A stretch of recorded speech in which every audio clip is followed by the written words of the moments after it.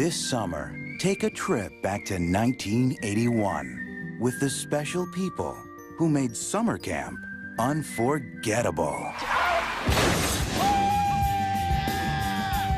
You guys aren't supposed to be out of your bunks. You're in trouble. The camp director. 4 campers are stuck in the ropes course. I meant to tell you about that yesterday. Could you get to it now? The counselors. Wait for me, Abby Bernstein. Wait for me, my darling. Wait. I just want to take off my shirt. The kitchen staff. Finish up the taters. I'm gonna go fondle my sweaters. Come on, what? You said you were gonna go fondle your sweaters. No, I didn't. The water sports. Hey, Andy, can I check out the water boat? Sure. The nature hikes. Out! Out! And of course, who can forget the sex, the muggings, the cover-ups, the malaria, the psychotherapy. Hello. And the friendships that last a lifetime. We want you to be the guest of honor at our wedding next week. From USA Films and creators of TV's The State. A renegade piece of Skylab's heading right for the camp. Oh, my God. It could kill us all. Janine Garofalo, David Hyde Pierce, Paul Rudd, Christopher Maloney, and Molly Shannon. Andy, have you seen my swimming buddy? I was busy. It's your job to make sure kids don't drown. Where are we going? To a big secret pizza party? Wet, hot American summer.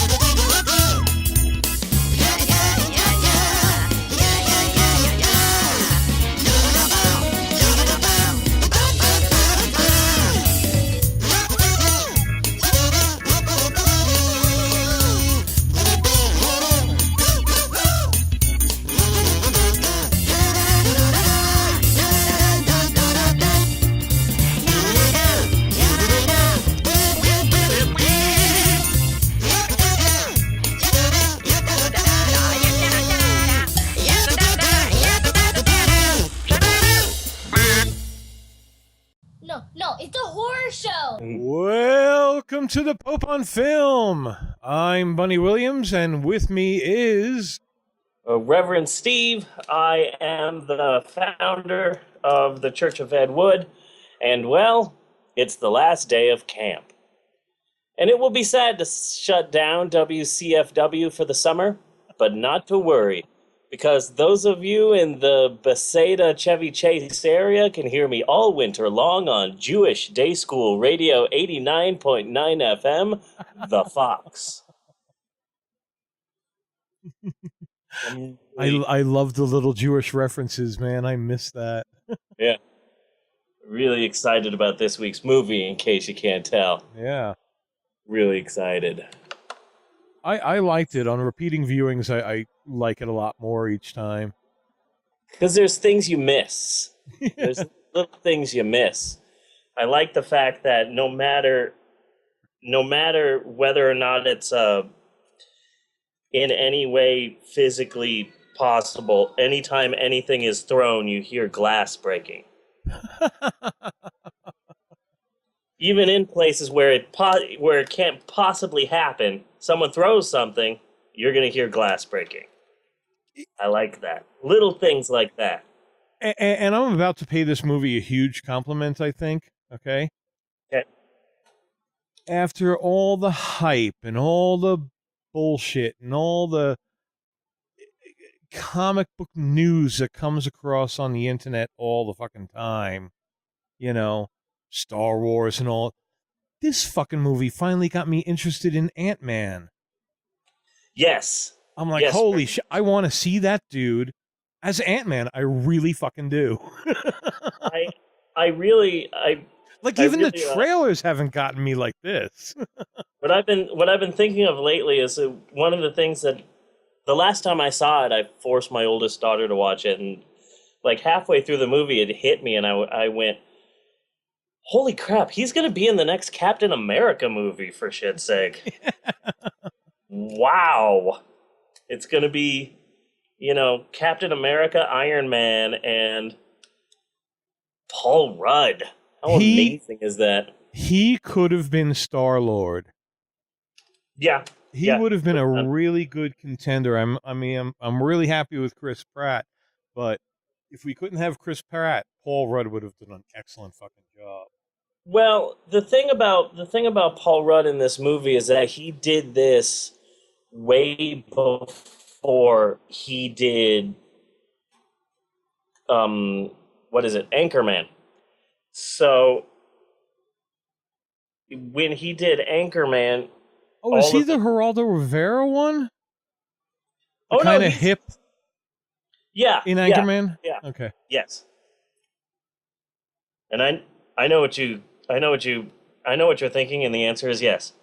I do have a nickname for my penis. I call it the Octagon. But I also nickname my testes as well. I call the left one James Westfall, and the right one Dr. Kenneth Noisewater. Okay. And we have to remember, at some point, we have to do the drawing for the contest. Yes. Good. And now we'll have a drawing each week going forward. Now that's good. So that should be exciting and fun. Yeah.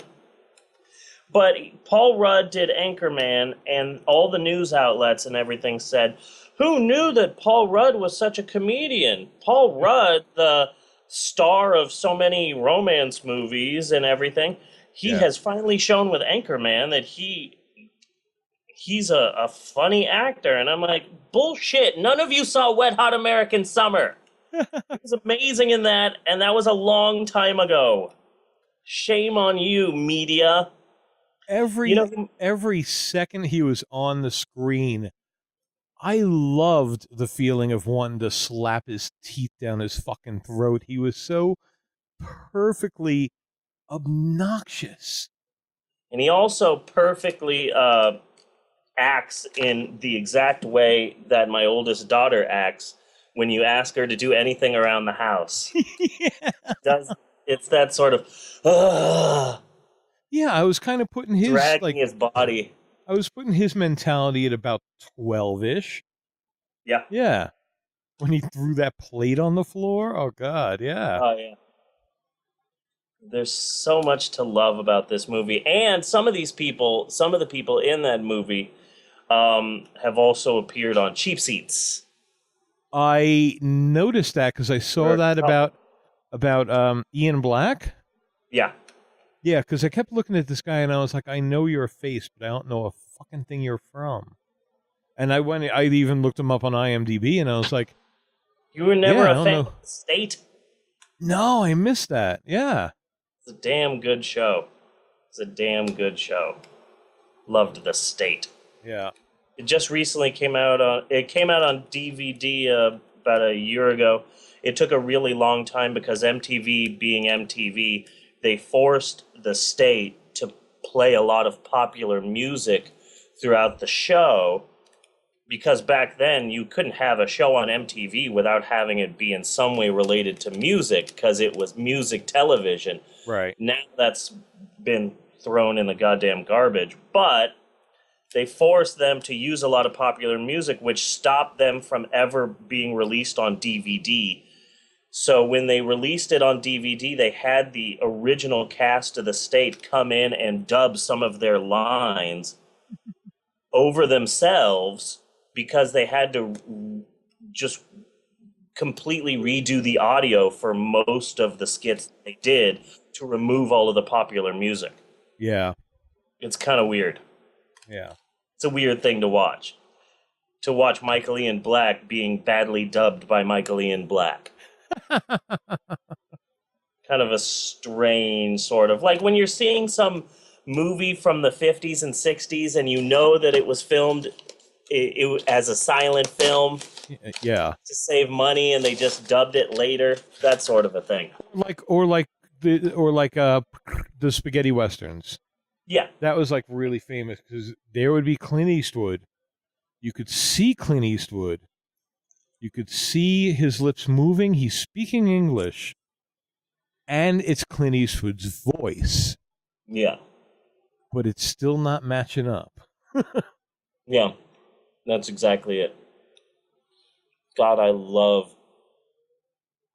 Wet Hot American Summer. So it's almost like a kind of uncanny valley sort of feeling. It's like, that's close to human, but it's not, so it frightens me. Yeah. So how are you doing, before we really get into Wet Hot American Summer? How are you doing, sir? I am doing pretty good. I'm doing pretty good. Having some money problems, because there's still medical bills and the job is getting to be problems, so there's like a lot of time off and shit. Yeah. But other than that, we shot Bob over the weekend, and Bob is cool, man. He's changing, he's mutating. The individual pieces are getting longer, and more characters are starting to appear. Good. In it, so there's still Bob, of course, but then I have all these toys and all these little bits of costume that, Jeannie finds interesting things when she goes to the thrift shop, brings them home. We have a small baby doll collection. That's so frightening. I got a purple pimp hat. I got a mouse nose. I got some mouse ears and some fucked up sunglasses, and that's Pimp Mouse. Nice. So sometimes I'll put that outfit on. It's tough being a Pimp Mouse. It's also really solid. That's also a really solid band name. Pimp Mouse, yeah. Uh-huh.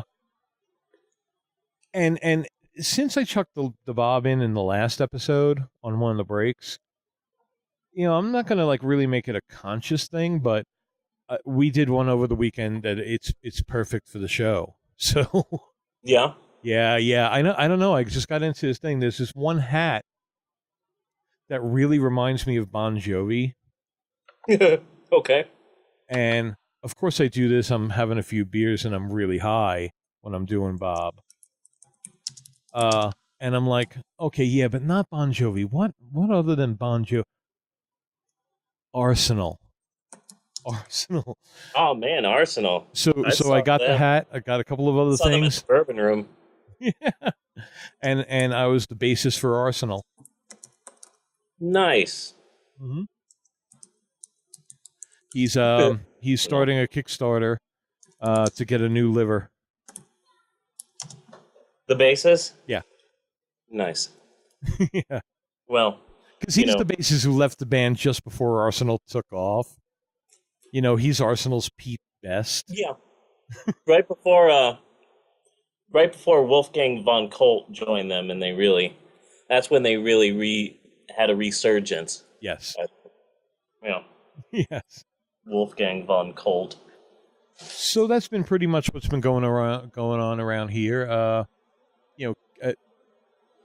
Other than that, money is just kind of holding me up a little bit from things, and it's kind of annoying me. Yeah. So, like getting commercial time or anything like that, things that's going to cost some money, like $500, something like that, to get some radio spots and start selling these discs.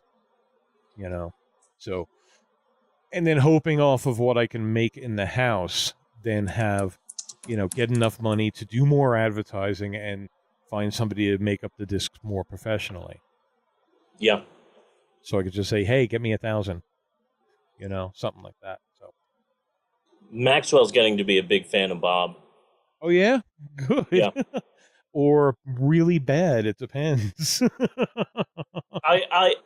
Because I've got his playlist, and Maxwell loves his playlist, and I play him all these old cartoons and stuff that I found for him. And every once in a while, I'll just put in like a 40-second Bob. Yeah. Like a little tiny one. So he'll be watching The Muppet Show, and then something from Sesame Street, and then next thing you know, Bob's there. Just don't you judge me. Don't you judge me. Don't you dare judge me. Maxwell loves it. And he's just watching, and then suddenly, ooh, scary show. Daddy, scary show. It's scary show. Okay, Dad, Scary Show's over. I like Scary Show. Cool. Maxwell's a big fan. It's nice to have a fan. It is. Yeah.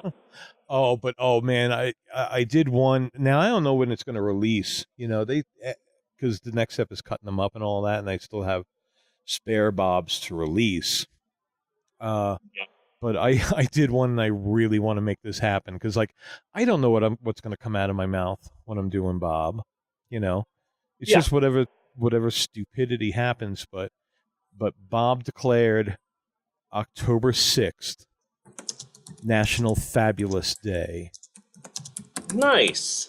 So everybody dress fabulous and go out and shop, do whatever. It's the Halloween pre-show. Ooh. So, man, I want that to catch on. Yeah. I mean, even though that's not really my thing, Yeah. I would love to be the spokesperson for a community, any community. And if I spark off a national holiday on my birthday where people dress up like ducks and stuff and go to the come and go, yeah. I call my life a win at that point. Yes, very much so. Oh, I wanted to mention something. I want to mention a little shout out to my man crush, Adam Warrock. Uh-huh.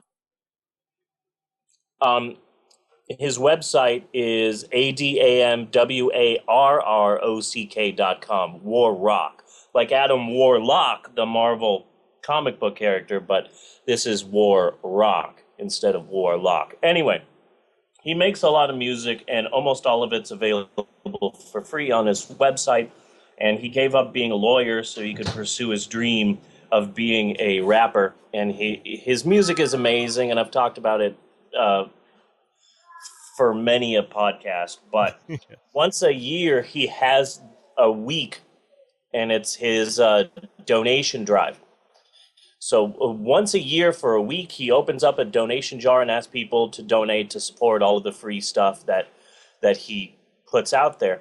So this week, the week that this podcast comes out will be the week for the next donation drive. So June 8th through the 16th, you should go to his website and you should donate some money to him. I donate every year because I just listen to so much music of his, and all of it's given to me for free through his website. So yeah, I'm a big fan of his. And the best thing about his donation drive is any amount of money that you give, you get a bunch of free stuff. This year you get an exclusive album that will only be available to people who donate to him, and a remix album and a comic book sampler from Boom Studios. Yeah. And that's all really, really wonderful. Also, he has a website for the actual music that he puts out that you pay for. He has a what's the name of the Bandcamp website? Bandcamp. He has a Bandcamp website, and during his donation drive, all of his commercially produced studio albums that are on his Bandcamp site are available for free to download. Cool. So not only do you get a bunch of stuff from donating to him, but you can download all of his albums for free the week that this podcast comes out. So I'm really hoping that people go out there and support him, donate money to Adam Warrock. He's an amazing musician, and I'm really excited for his donation drive because I haven't bought his new album yet. So I'm going to be downloading it for free next week. So that's pretty awesome. When is it? June 8th through the 16th. Man, that's so tight by notice. by the time this episode comes out, it'll be the donation drive. So you listen to this podcast and then go to AdamWarrock.com and you donate some money to the man because he's amazing. Well, I might tap him and say, how about I donate like 5 Bob CDs, DVDs, I've last year I donated, I think, like $1 or $5 or something like that, because I was pretty broke at the time. I gave him like $5, and yeah, I got a bunch of free stuff. Even for something as low as like $1 or $5, you will still get a bunch of stuff from him. So it's pretty awesome. Cool. Everybody listening to this podcast will already have seen that there is a link posted on the Pope on Film Facebook page and the Pope on Film discussion group. So while you were describing it, that's why I missed the date.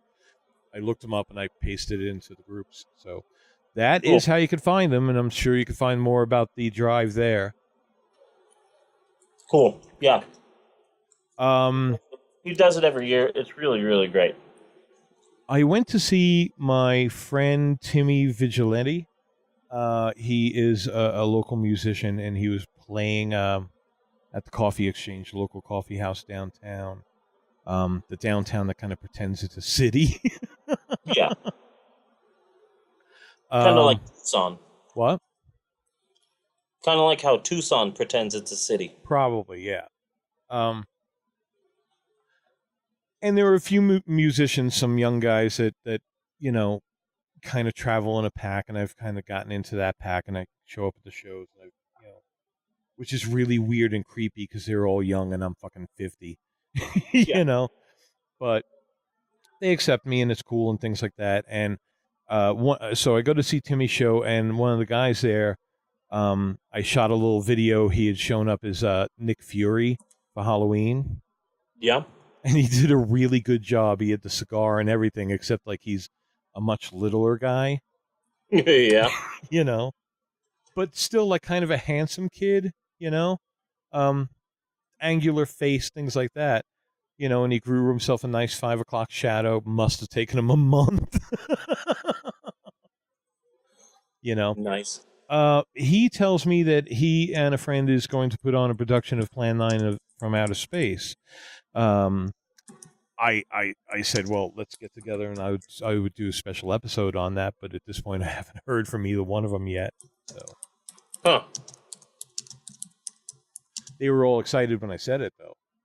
Yeah. Well, I'm messaging Adam Warrock right now to let him know that we did a nice shout out to him on his on our podcast. Cool. Maxwell, my son, says that he wants his own podcast. Jealous of me and my podcast, so he wants his own now. Not exactly sure how that would work out, but if you two do the recording, shoot the file over to me. I'll do the producing part. He really wants one. Why not? Yeah, not exactly sure. So is Adam Warrock one of your Facebook friends? He has a Facebook page, but he's not a Facebook friend, I don't think. Oh, okay. He's got a musician's page. Let me paste that over. Yeah. I love this man.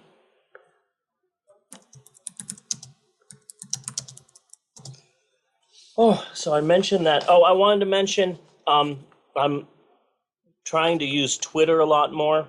And so I've been promoting the show, The Pope on Film, and I've gotten some nice feedback about the show from some various people. Oh, nice. Let's hear it. I got a few likes for the podcast, and specifically for the last episode, the I Frankenstein episode, from @AlphaBeris. So thank you for that. Thanks for liking. I got a request from a fan.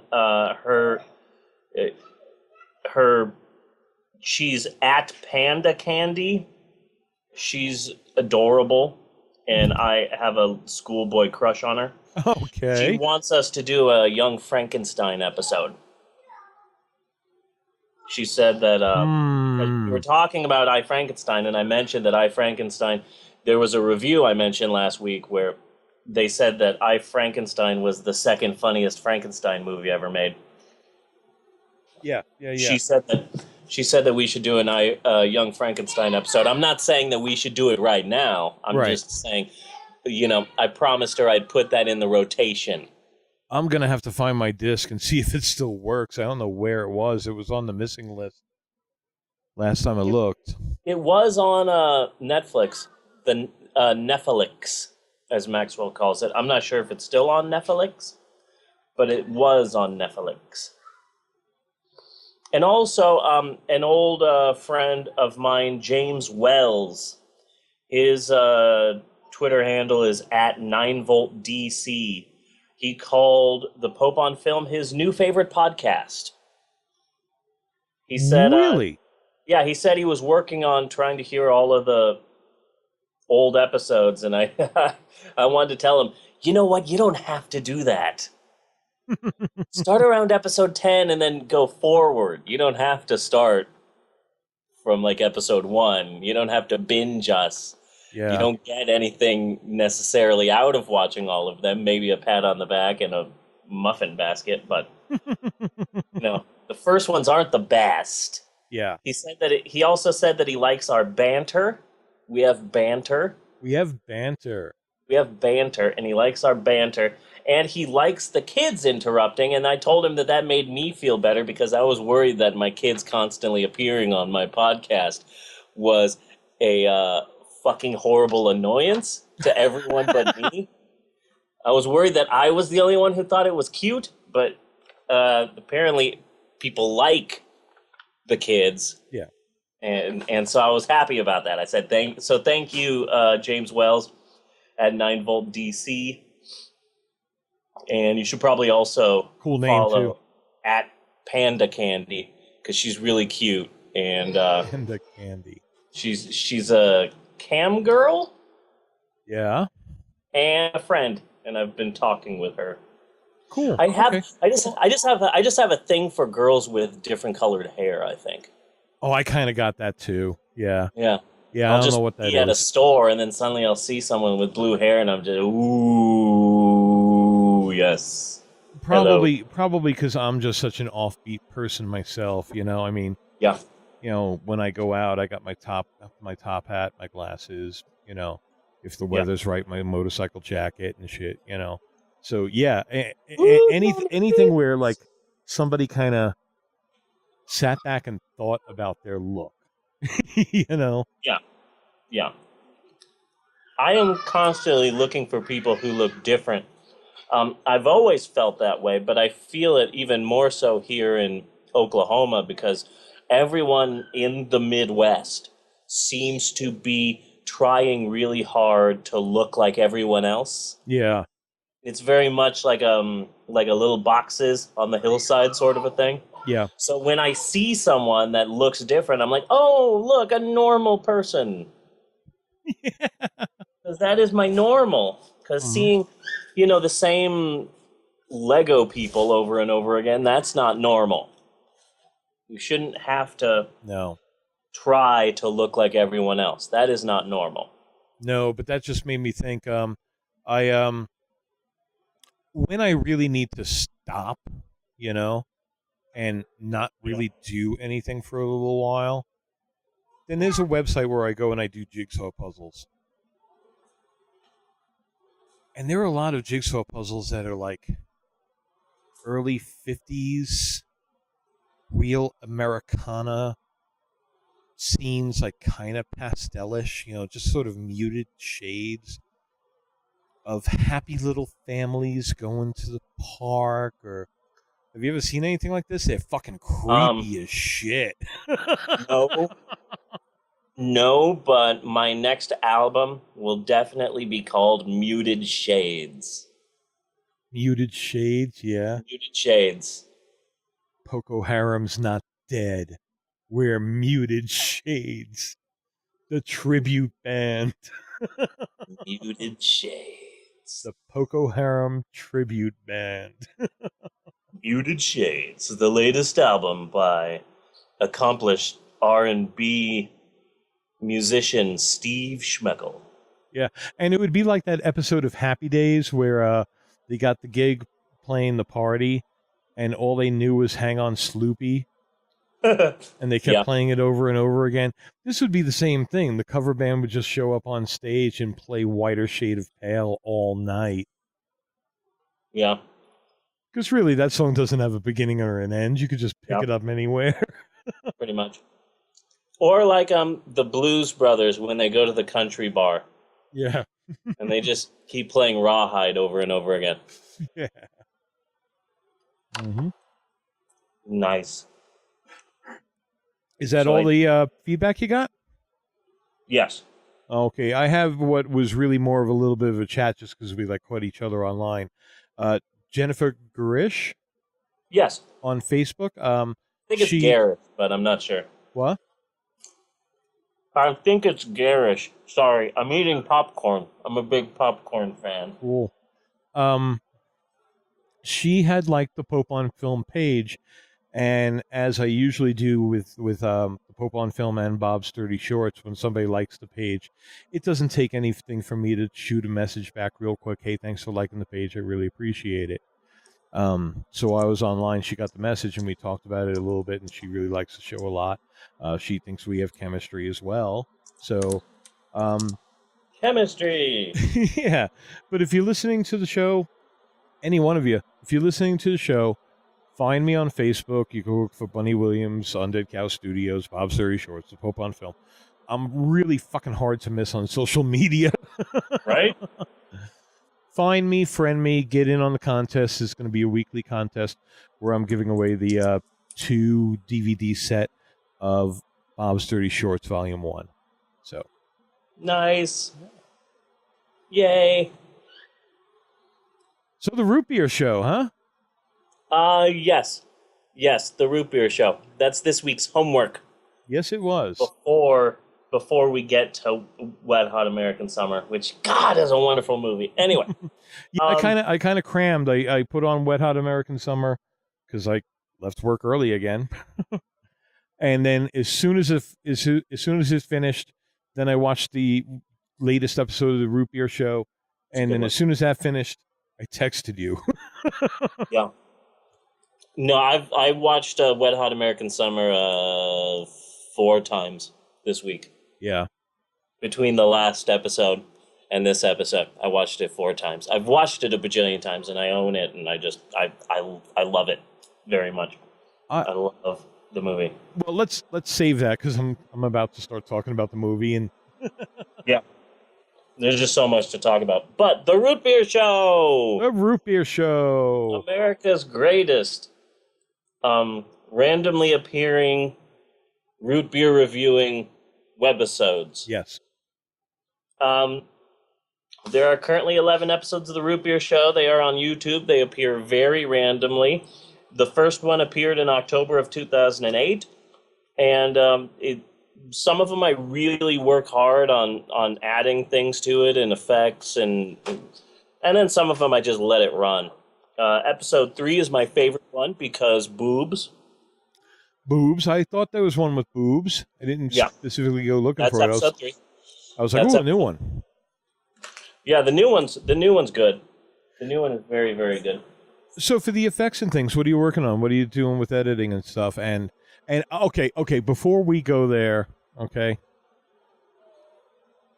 the Emerald situation is a really tough one, and I was not really expecting as much drama from the Root Beer Show as I got when it opened up. It's really a tough one. You know, on the one hand, you got her deleting a file off of your YouTube account, and that's really bad. But at the same time, there's a little bit of artistic integrity there with her, and I'm leaning toward that artistic integrity. Yeah, she just didn't like. She did a really good job. She edited the whole episode herself, and she added some special effects and stuff like that. And she did a really, really good job. But at the end of the day, she just didn't like the episode. She didn't like herself in the episode. She didn't want to put herself out there. So, but that's just another sign of an artist, man. You know, it's never good enough. Yeah, it's never what you saw in your head. You know. But if she wanted me, if she would have just come to me, I would have considered deleting it. So that's the real issue there. Yeah. So you could have just told me that, and I would have possibly deleted it. Anyway, I didn't. But Emerald, I stand behind you. But bad girl. Yes, very much so. But so what are you cutting it on? I like the beginning there. I showed Emerald the episode 11 of the Root Beer Show, and she wasn't expecting the beginning because apparently I didn't tell her about the beginning dedication in that episode. And on one hand, she was like, "Oh my God, you're using a picture of me." Oh, but wow, you picked like the best picture of me. So on one hand, she was a little bit upset, but on the other hand, oh man, I picked the best picture because she looks freaking beautiful and stuff. Oh, oh man, but that is so fucking tween, isn't it? That is funny. I'm sorry. She's like, "Oh my God, you're using a picture of me." Oh, but I look good. Oh. So that's good. The Root Beer Show is a great way to just see the growth of my children. Yeah. Yeah. Originally, it was going to be, me and just random people that I knew, and we were going to review root beer. It really has just become the Steve Kids show. Yeah. It's really adorable. And it's really something fun. The last episode of the Root Beer Show I wanted to do a new episode of the Root Beer Show to go along with this week's homework, but Maxwell just one day said, "Daddy, can we do Root Beer Show? Let's do Root Beer Show." And so like half of that episode just feels to me like it's just him saying Root Beer Show over and over again. Yeah. But I wanted to talk a little bit about the origins of the Root Beer Show, because this is a story that I know, but I don't think I ever told anyone this, and I definitely haven't talked about it on the Root Beer Show itself. But so the end of 2008, I was dealing with some stuff. I had some really bad depression, and I was cutting myself, and I was bipolar, but I didn't know it yet. I wasn't what's the word? Diagnosed yet. And so I decided that I was going to quit drinking. It was just a random thing. I just decided, it's like, well, I'm, most of the time I consider myself a social drinker, but now I'm drinking because I'm depressed, and that's bad. So I'm going to stop drinking for a while, not forever, but just I need to get my head in check here. Yeah. So I stopped drinking for about 1.5 years, 2 years. I didn't drink for a really long time. And I told my wife, I said, I'm actually having a bit of a hard time quitting drinking. I've never been that big of a drinker. Yeah. Because I'm such a pussy about everything. Uh-huh. Totally agreeing. Yeah. I can't handle NyQuil. So me and pot, that's I'm in an adjoining room and I'm really high. That's how I am with everything. Like a little bit of a drink and okay, I'm pretty good. Yeah. I definitely can't handle hard alcohol at all, because that just immediately goes through my tiny frame. Jeannie is a lot like that too, and it's really kind of funny because 2 drinks and she is just gone. Yeah. And she's back in about 1.5 hours. Yeah. My body's so wired so strangely that another interesting thing about me is that I cannot take anything for allergies. Yeah. Because it will knock me the fuck out like a drug or like vodka. Even non-drowsy Claritin, I'll take half of that and I'll be asleep in 45 minutes. So I'm a real big wuss just for everything. Big wuss for everything. So I told my wife, I said, I'm having a hard time here quitting drinking, and she said, well, why don't we just replace the ritual? I will get you root beer. Okay. I'll get you a bunch of root beer. I'll get you a really nice root beer in a bottle. You want some root beer? We'll go get you some root beer. Let's go get you root beer. And at that same time, I really wanted to do a random show on YouTube. That's what I originally I was going. It was going to be the gum show, and then I was going to try different gums every episode, and I wanted just a really random show on YouTube where I reviewed just something really pointless and stupid, kind of like how in the show Community. The character of Leonard has a show on YouTube where he reviews microwavable pizzas. Okay. That was the sort of thing I was going for. So I just said, how about this? I will drink root beer and I will review it. And I never would have thought that 10, 11, 12, for like 7 years later, I would still be doing this. And I've actually gotten a lot of feedback over the years. Yeah. People really like the root beer show, and it's kind of surprising. Yes, Maxwell? Oh, you got to talk to the podcast? Mm-hmm. Okay, well, tell the podcast something. What do you have to say to the podcast? I like Emerald. You like Emerald? Yeah. Oh, well, that's good. I like Emerald, too. Yeah. What else do you like? I like TV in my house. You like TV in your house? Yeah. Yeah, I like TV in the house, too. Do you like big butts? I like big butts. I can't lie. The brother can't lie. When you go work, you get one podcast.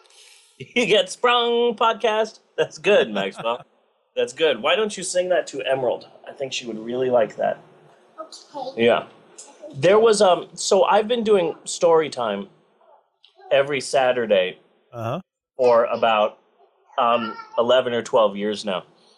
One day I was doing story time, and this was around, I don't know, maybe 2010, 2011. I was still in California, and a kid came up to me right before story time, and he said, there he is, there's Mr. Steve.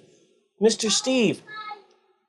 And it was this little boy, like 8 years old, and he was there with his mom, and he said, Mr. Steve, I've got something for you.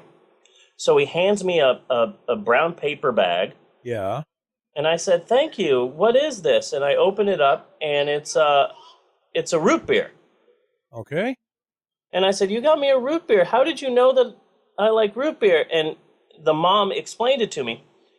He didn't know. He had never been to one of my story times. He only knew me from the root beer show. Oh. Which one day he saw it on the internet and watched every episode, which kind of scared me because, again, episode 3 has boobs. But yeah, he had watched every episode, and he went and bought the root beer in the hopes that I would do an episode for it. And he had hoped that this was a root beer that I hadn't tried before. And so he didn't know that I did story times. He did some investigating and found out that I did story time. So yeah, he was like my first fan. Nice. Very nice. Yeah. And every time that I do an episode, there's always those people that are like, oh, another one of these. This is good. I like this. One of the big things for the Root Beer Show now is the Root Beer Show is what I do now during the summer to calm my kids down. Because my kids, especially my two young kids, Isabella and Maxwell, right? They really hate each other sometimes. There's a real like fighting and animosity. Yeah. Bella was the youngest, and now she's a middle child, and she gets pissed about that. She gets really pissed about that. So there's a bit of fighting there. And sometimes the only thing that can calm the two of them down is to put on a camera and drink root beer. So I'm a big fan of the Root Beer Show because it has helped me out through a lot of kid fights. I have checked out a Root Beer Show or two in the past, but like I was already following your blog and read your blog completely, and we were friends on Facebook, and we were probably even friends on MySpace first. Yeah. Not even sure. So it just got to a point where, like, watching videos of you and your kids just felt really kind of fucking creepy. Yeah. Just for me personally, it was just like, yeah, right, that's a little stalkerish. Yeah. So I have only checked it out casually. Well, it's pretty good. Episode 5 starts off with my daughter Emerald dressed as me, pretending to be me hosting the root beer show. And then she brings out her guest Emerald, and then I'm dressed as her. It's really cute. Yeah. It's really adorable. We have a lot of fun with the root beer show. Maxwell, you like the root beer show, don't you? Yeah. Yeah? Say, the root beer show. The root beer show. Yay! You like the root... Do you like root beer? Yeah. Yeah? I know you do. I know you do. I like the taste and... You like the taste of it? And I like it. And you like it. Yeah. Good. I like root beer too. We're going to be doing another root beer show soon with Emerald. Yeah. I like you, Daddy. Oh, you like me?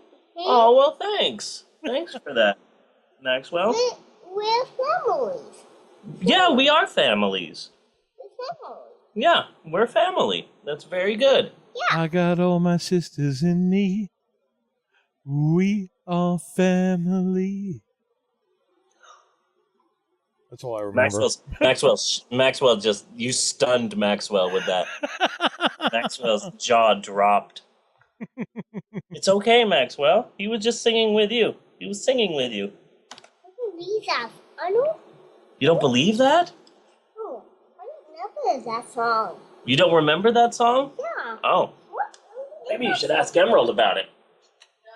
Yeah. So, that's the root beer show. It's really fun, and I like it.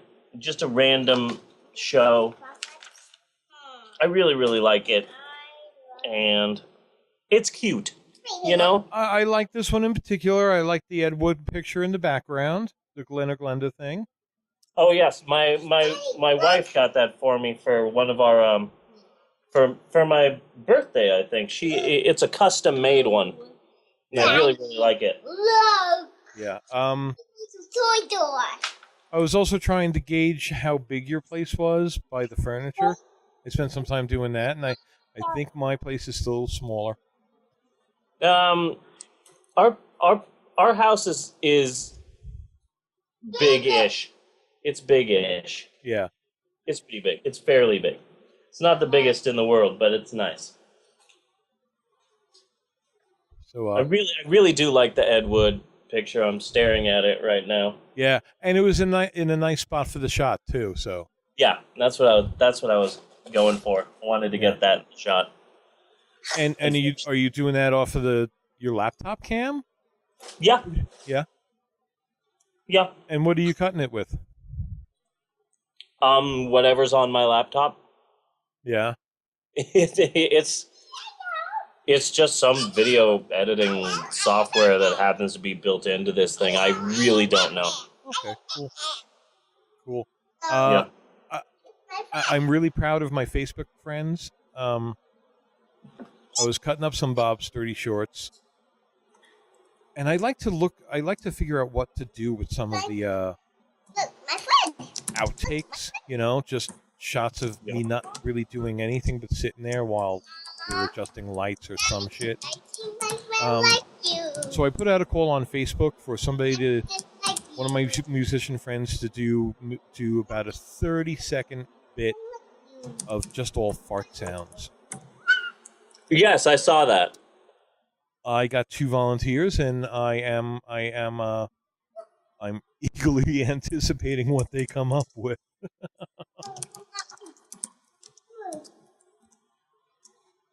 Nice. I'm getting distracted because Maxwell is beating me up with an orange Hello Kitty doll. Thus begins the apocalypse. Here, you hold the baby. That's your baby? You hold it. Why don't you give it some booby? Oh, that's only mommy? Okay. Only mommy can give babies booby. It's good to know. Wait for me, Abby Bernstein. So, before we get to talking about Wet Hot American Summer, perhaps we should take a break. Let's take a break. Let us take a break. We will be right back with this week's movie, Wet Hot American Summer, after these words.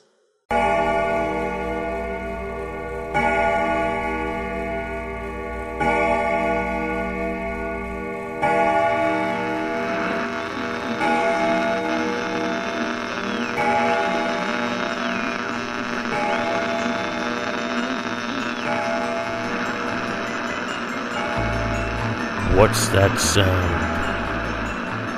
Coming to you through the electric mist, it's the Midnight Cinephile, with new episodes every Wednesday night.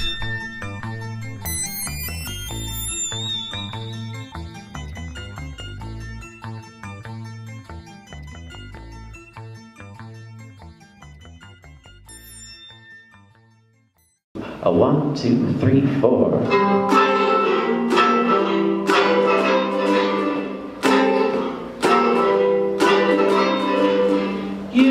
So pretty next to somebody else. I'll tell you, I'll just tell you.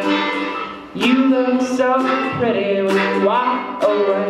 I'll tell you, I'll just tell you that when I see you next to me, sitting 2 seats away, with space in between, 'cause you're nervous around me. I think you're pretty, I think you're pretty.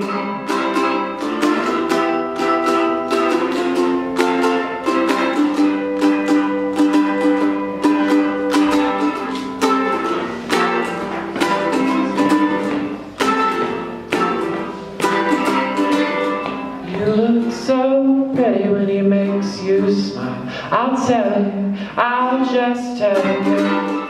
You look so pretty when the lights turn down. I'll tell you, I'll just tell you. There's no place I'd rather be than where you would love to be away from me. 'Cause I'm laughing casually. I think you're pretty.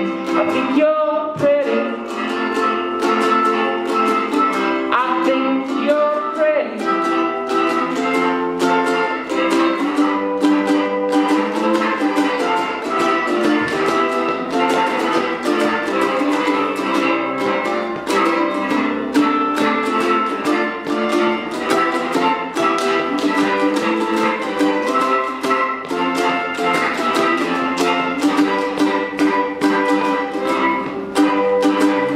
You look so pretty next to someone else. You look so happy not by yourself. You look so happy next to someone else. So much pretty without a gun in your mouth. Get it? 'Cause I was touring with DJ.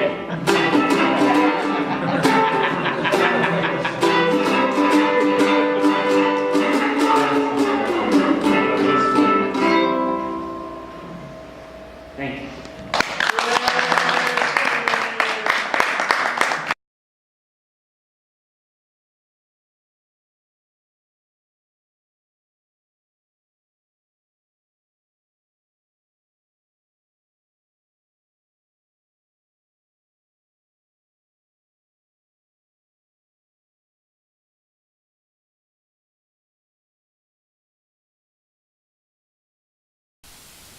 So I see you're a fan of this podcast.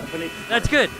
Listen, how about sometime you know, if it's cool, you know, if you want to come over and check out a great new, it's really good new podcast. It's called The Pope on Film. I think you'll enjoy it. I enjoy it. And I believe you will too. I really do. So come on over. Every day, Pope on Film. Find us on iTunes. Search Undead Cow. It's great. It's great. We're also on Stitcher. Stitcher, if you didn't hear, yeah, Stitcher. Yeah. Take care. Bye. And we are back. And we're back. And this week's movie. Maxwell, why are you wrestling me? No, I'm not going to tap out right now. I can't lucha with you. I'm doing the podcast. You just kicked me in the spine. In the spine. I know you're sad that you can't make me tap out because I'm doing my podcast. But this is an important podcast, Maxwell. We're talking about Wet Hot American Summer. It's an important episode of the podcast. Oh, I'm sorry, Maxwell. I'm sorry. Apparently, Wet Hot American Summer is a very polarizing movie. Really? Okay. Either you absolutely love it or you hate it to death. And I say that because I have a friend on Facebook. Her name is Heather Molina. And I've known her since high school. I've had a mad crush on her since about 1993. Yeah. And absolutely love her, and we're good friends. And she posted a few days ago, I've been watching Wet Hot American Summer for an hour now, and I have yet to laugh. I'm not sure what the big deal is about this movie, and I got incensed. I got so incensed that I got all Oklahoma on her, and I posted something along the lines of, "Them's fighting words. You say that around me, missy." I laughed during the opening credits. Just seeing Paul Rudd's face. Yeah.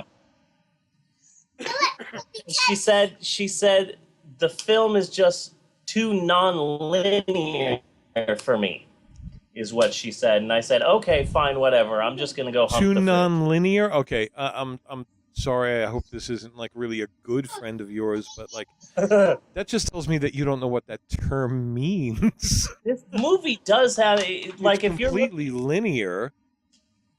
I'd say when I hear non-linear, what I think of is movie 43 or movie 42 or whatever that horrible movie is. That movie 43, is that it? With Hugh Jackman with testicles on his neck? Yes. That's movie 43. Yeah, movie 43. Okay, now that is... non-linear is a lot more like Memento. Yeah. Where you are never really in the same place or time. Back to the Future can be kind of non-linear at times, or like any time travel.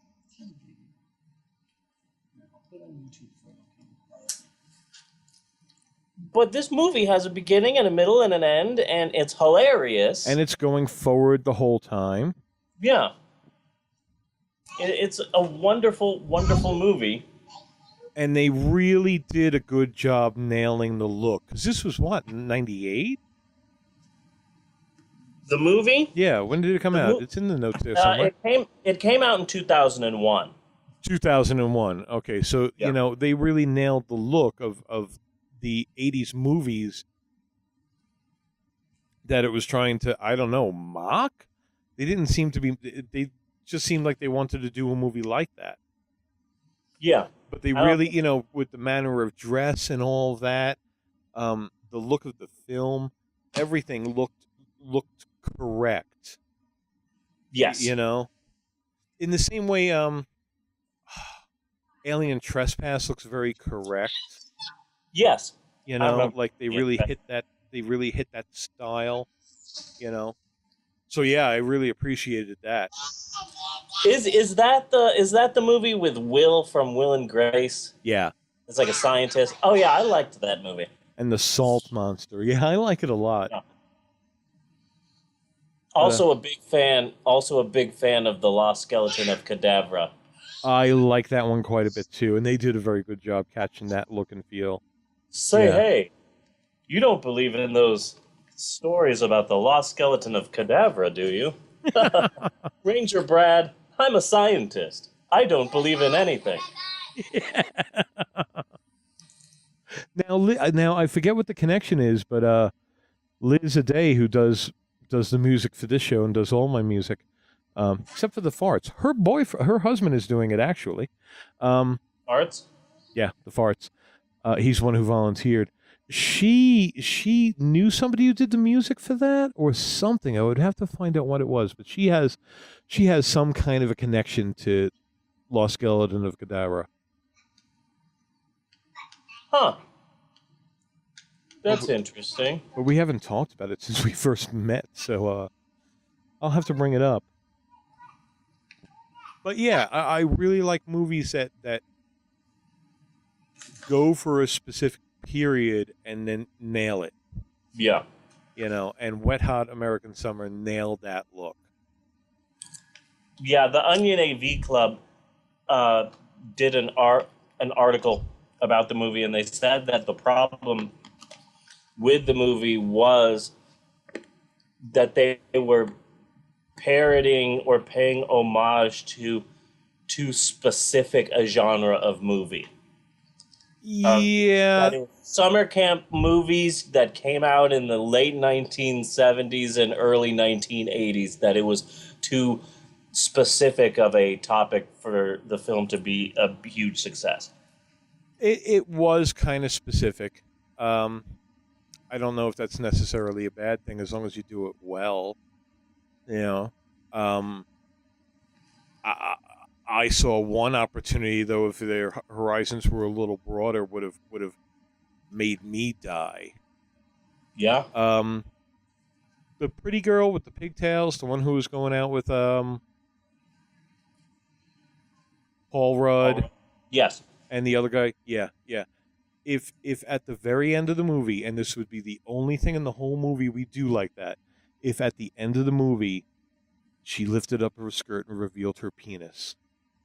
That would have been nice. That would have been an homage. Yeah. So, but no, nice. I missed it. But okay, Wet Hot American Summer, 2001, coming of age, camp satire, sort of a film. They tried to get the film released, but nobody wanted to release the film. Yeah. At all. It premiered at the Sundance Film Festival, and they screened it a number of times, and the crowds were all sold out, but nobody wanted to distribute it. And it wasn't until much, much later after the Sundance Film Festival that USA Films offered them $100,000 for the film, period. Yeah, you don't really get picked up from Sundance like you used to. Yeah. That was a really fairly small window when that would happen, where you would get your film into Sundance or Telluride or a few other big festivals and have a distributor pick it up. You know. Yeah. Sad to say, I missed it, son of a bitch. You know, but that doesn't happen anymore. Maybe they pick up a film. Yeah. You know, throughout the entire festival. So they didn't get a distributor. USA Films offered them a really small, crappy little sum for the rights to the film, and they said, okay. It premiered in New York City in 2001, and then it received a theatrical release that was so small it played in less than 30 cities. Ooh. 6, 7. USA makes sense. I mean, that would be a really nostalgic move for USA, because those were the kinds of movies they played all the time. Yeah. Camp movies and beach movies like Hard Bodies and stuff like that. Yeah. All kind of similar types of movie. Yeah. It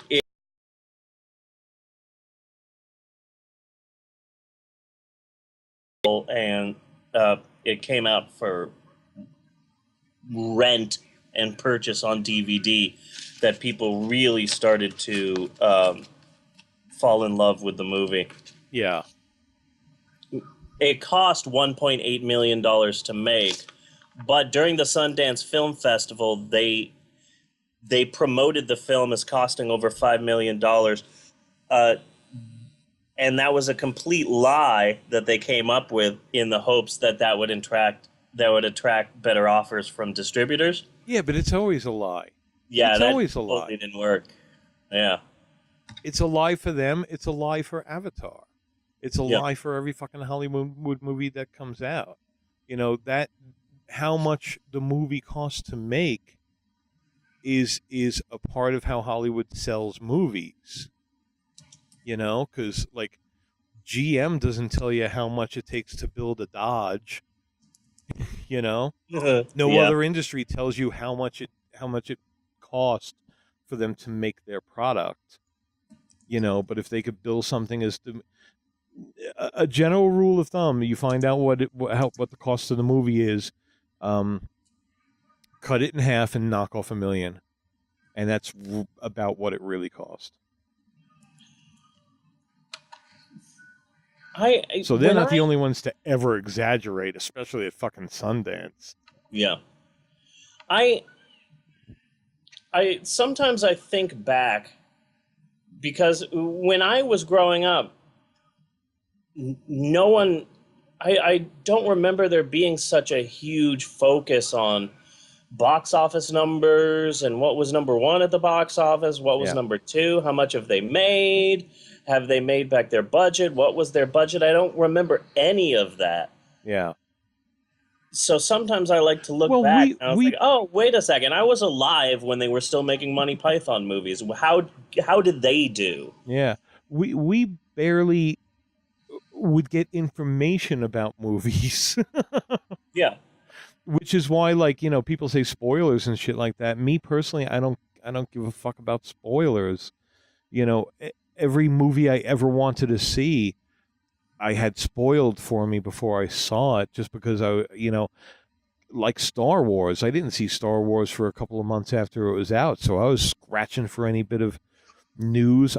I read the fucking books before I went to see the movie. You know?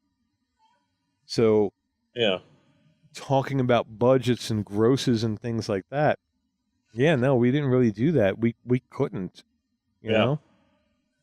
Well, this movie cost $1.8 million to make, and because of the really small theatrical release that it was given by USA Films, it made a little under $300,000. Man, that hurts. Yeah, that hurts pretty bad. But USA Pictures did only pay $100,000 for it, so that was good for them.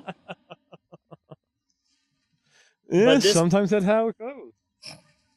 But this movie is just so bizarre and wonderful that have you heard about the TV show? You had mentioned it the previous week, and I saw it on IMDb as well. Very excited about that. Very excited about that. Because this movie is the last day of camp for Camp Firewood, the Jewish summer camp. So the TV show, which will be premiering on Netflix on July 31st, 8-episode series that will be on the first day of camp. Yeah. And so I'm very excited about that. And surprisingly, everyone is back. That's cool. For the TV show, which is amazing. Because this film was filled with a number of celebrities way before they were famous. This was Amy Poehler's second film ever. Yeah. And she was very, very young, wet behind the ears, knew very little about acting. I mentioned Paul Rudd and how he did this way before Anchorman. I feel the same way about Melissa McCarthy. Yeah. You know who that is? Yeah, she's. I haven't really seen her movies, but she's the heavyset one out there now who did. She did something with Justin Bateman, Stolen Identity or something like that. Identity. Yeah. Yeah. And she did one with Sandra Bullock, and that one looked kind of interesting to me, but I haven't. The Heat. That was a good movie. Yeah. On the Blu-ray version of the DVD, The Heat, they have like a number of different audio commentaries for it, including one done by Joel Robinson. Really? Joel Hodgson. Okay. Yeah, he does a riff of The Heat on the Blu-ray. Yeah. I think that's amazing. They should do that for more films. That one, when I saw in the trailers, it was like, okay, buddy cop. I got this genre. I know this genre. Be kind of interested to see how this goes, and I also like to see how Sandra Bullock is holding up. You know, start looking around, seeing if you could pick up any signs of like plastic surgery and things like that. Is that maybe a little bit of Botox? That kind of thing. So it looked interesting. The other one, Identity Theft, it just looked like a total piece of shit. Yeah, no, that movie is horrible, but The Heat is a really, really good movie. Yeah. It's a darn good movie. Who else? Oh, yes. So Melissa McCarthy, she was on the cover of some magazine after Bridesmaids came out, and it said, Melissa McCarthy, America's newest funny girl. And having a house with a wife and two girls, I have been forced to watch a lot of the TV show Gilmore Girls. Yeah. And it's a very, very female-driven show. But Melissa McCarthy was on that, and she played the character Sookie, and she was hilarious in it. And it's just really upsetting to me when people are saying, oh, look, America's newest funny girl. No, I was watching her a decade ago, and she was freaking hilarious. It's not, it's your fault for not watching the show. She's not new. Yeah. It's not like this is her first acting job ever, and I feel the same way about Paul Rudd in this movie. He didn't just become a comedy genius from Anchorman. Yeah. Because he is wonderful in this movie. He douchebag. Just douchebag. Just a beautiful, beautiful douchebag. He was again, like I said, even in the fucking opening credits. Now, granted, this is something that made me laugh on a second viewing, and I knew who the character was because they were doing that, little shots of camp scenes and things like that, and then freeze frame, and and like he's just sitting at the campfire smoking a cigarette, and he's even just smoking like a douchebag. Yeah. He's blowing the smoke out just like with his lip all the way in the fucking air. Just like I love this movie so much. So it's just like, you, sir, are a genius. Yeah. Other famous people in this movie. Elizabeth Banks is in this movie. Way before she became famous. She was... run us down, yeah, because I don't really know a lot of these people. She's been in... she was the one with barbecue sauce on her face. Oh, yes. In the movie. God, yes. She was hot for a small-tittied woman. Yes, very much so. She's been in a bajillion things. She was in 30 Rock. She had a reoccurring role in that. She was Jack Donaghy's wife. She was in The 40-Year-Old Virgin and Role Models. Yeah. She was in Pitch Perfect, and then she directed Pitch Perfect 2. Okay. And she was also in all the Hunger Games movies. Ooh, okay, yeah. Is she the like Kabuki Queen or whatever? Yes, okay. Yes, the announcer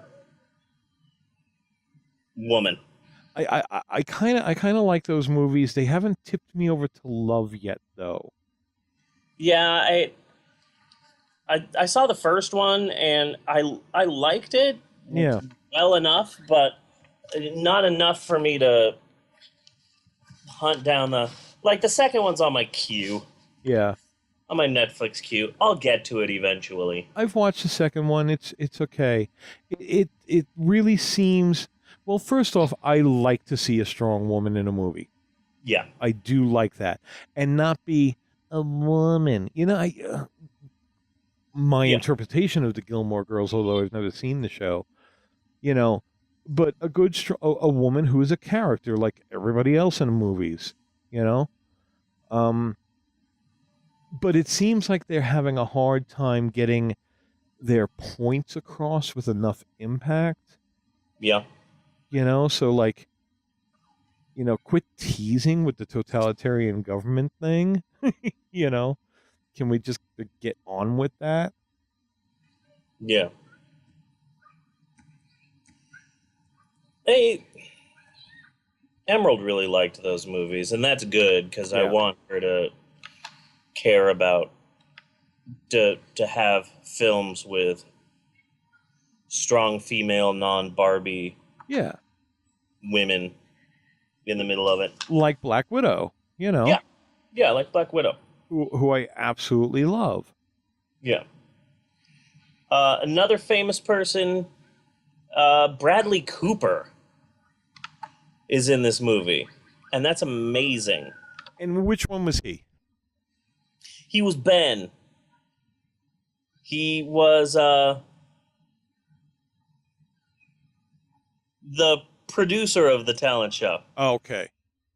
The other one in the tool shed. Director / choreography. Yeah. The other one in the tool shed. Yeah. The other one in the tool shed. I mean, he just started. Which I thought was great, and I loved how they handled that too. It was, but we'll get there when we get there. Yeah, we'll get there when we get there.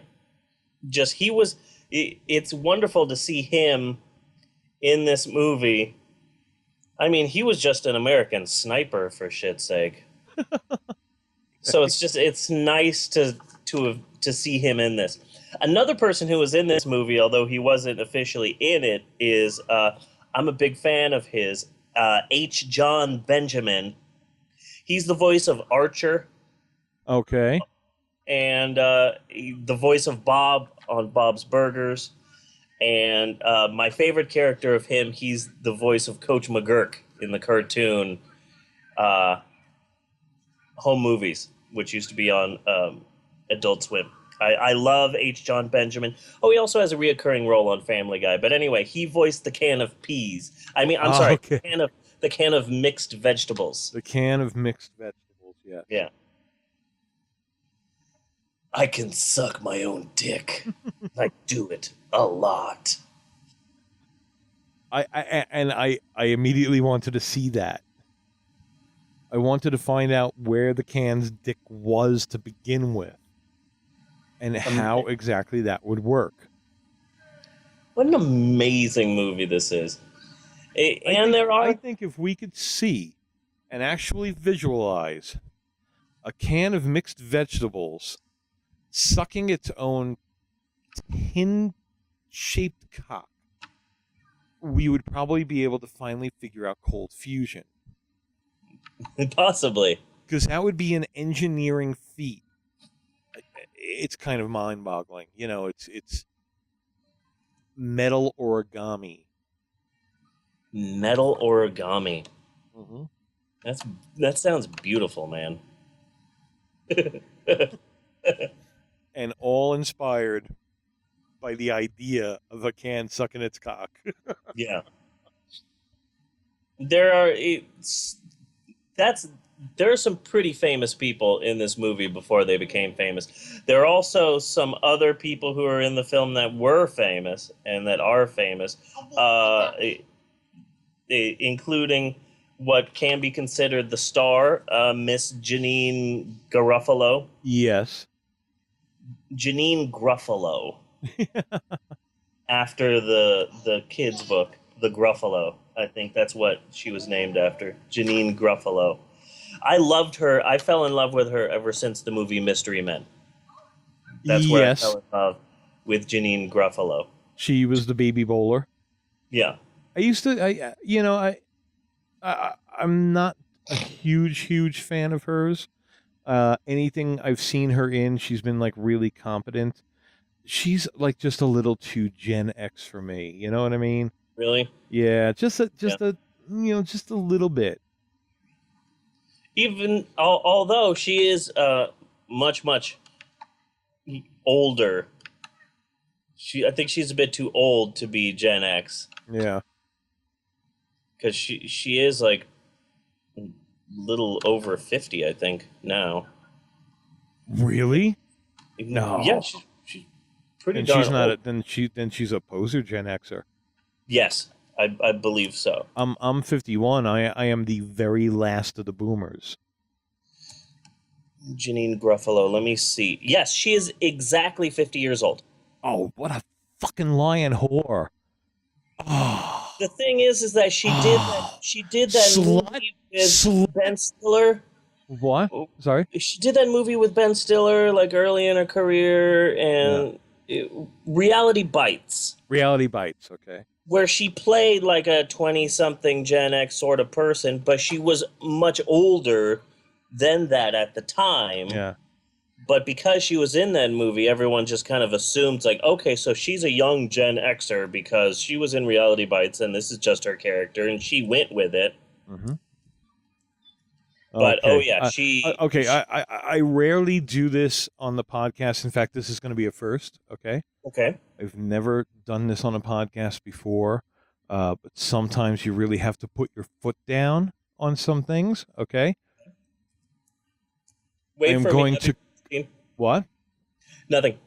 I am going to curse Janine You're Garofalo. Curse as in use foul language because you've done that before, or is this an actual curse? Mark my words. Okay. 20 years from now, Janine Garofalo will be playing the parts that Diane Keaton plays now.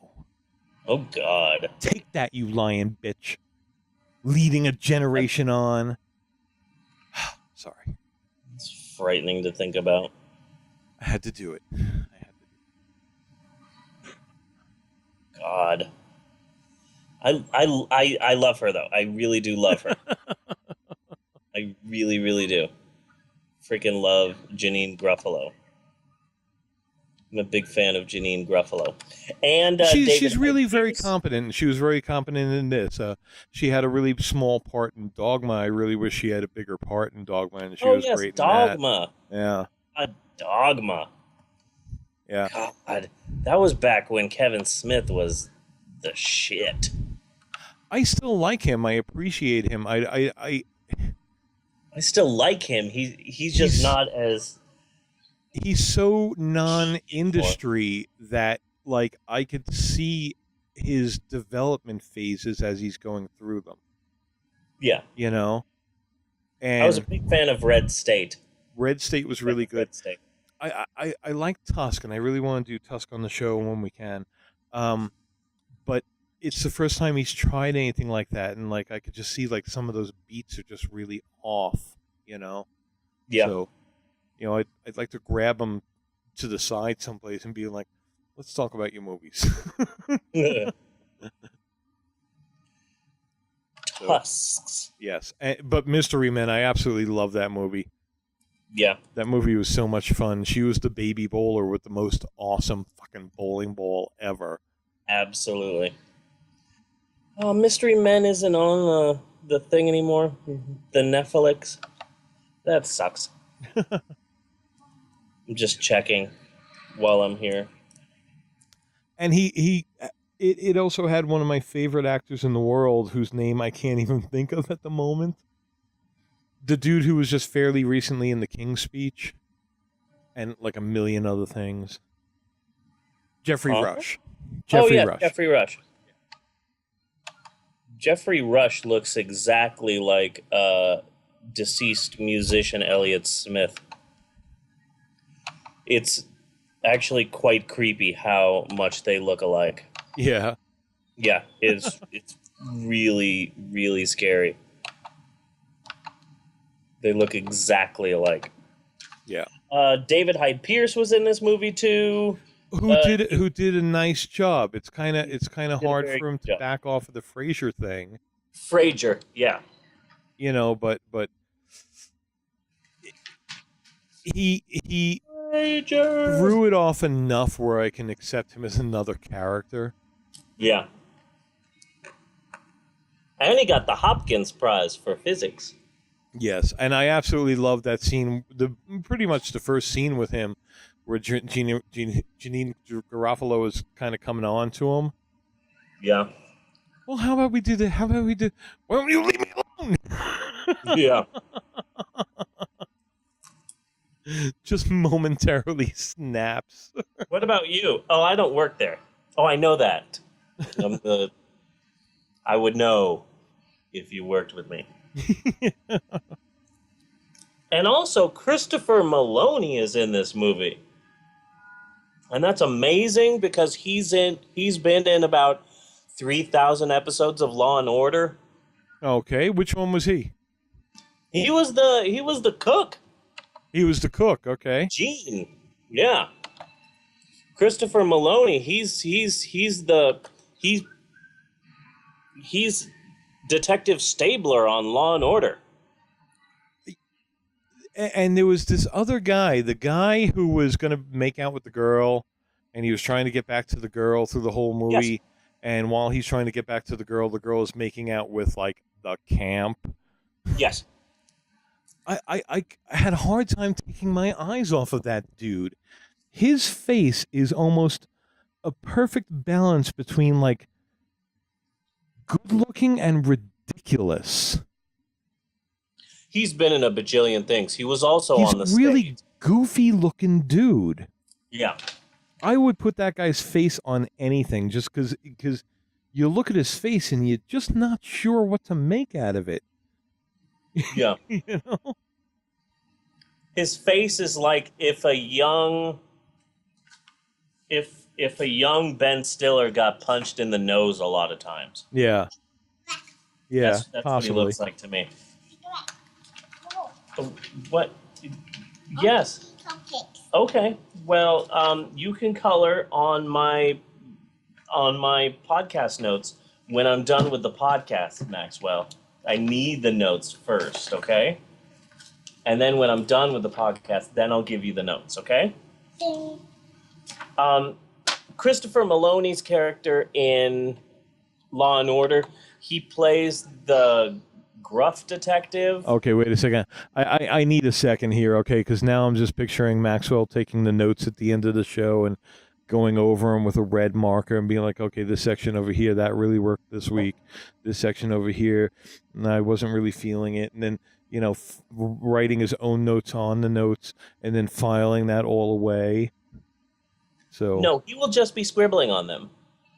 But that was a nice, you really went for it there. You're writing a Maxwell fan fiction. And that's pretty awesome. The power behind the scenes. This movie, the reason why I saw this movie in the first place is that this movie features about 60% of the comedy troupe, The State. Now, You never caught The State. No, but I've always heard a lot about them, and it's one of those things that I kept missing for some reason. Well, The State is amazing. And they had Hearing a was great. Show. Oh, yeah, it was. They had a sketch comedy show on MTV from 93 to 95. They lasted 4 seasons.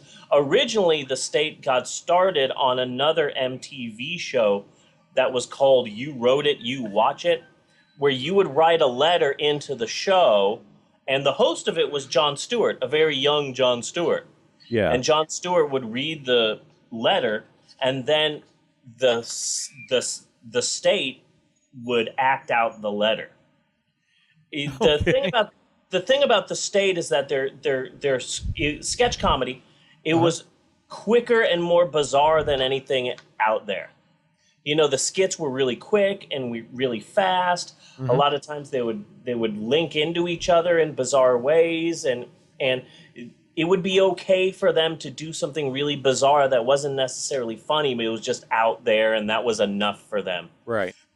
One of the things that I really liked of theirs, they had a lot of reoccurring characters in this and that.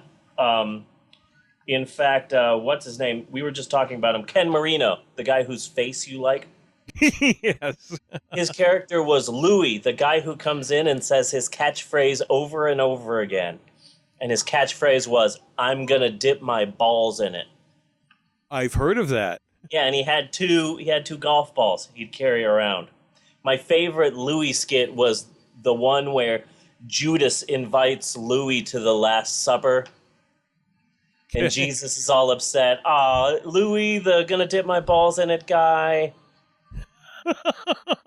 It's not that I don't like the guy. I love the guy. I love everybody. That's my thing. It's just the balls dipping thing is kind of cheap. I thought tonight it would just be the 13 of us. Right. Intimate, yeah. Yeah. There was no +1 on the invitation. Yeah. Yeah. Who invited Louis? Judas. Judas, why did you invite Louis? But that just reminded me, though. Have you had a chance to see What We Do in Shadows yet? No, but I really want to because it has. I'm a big. Yeah. I'm a big fan. Yeah, Jamal? No, I'm a big Flight of the Conchords fan. Yeah.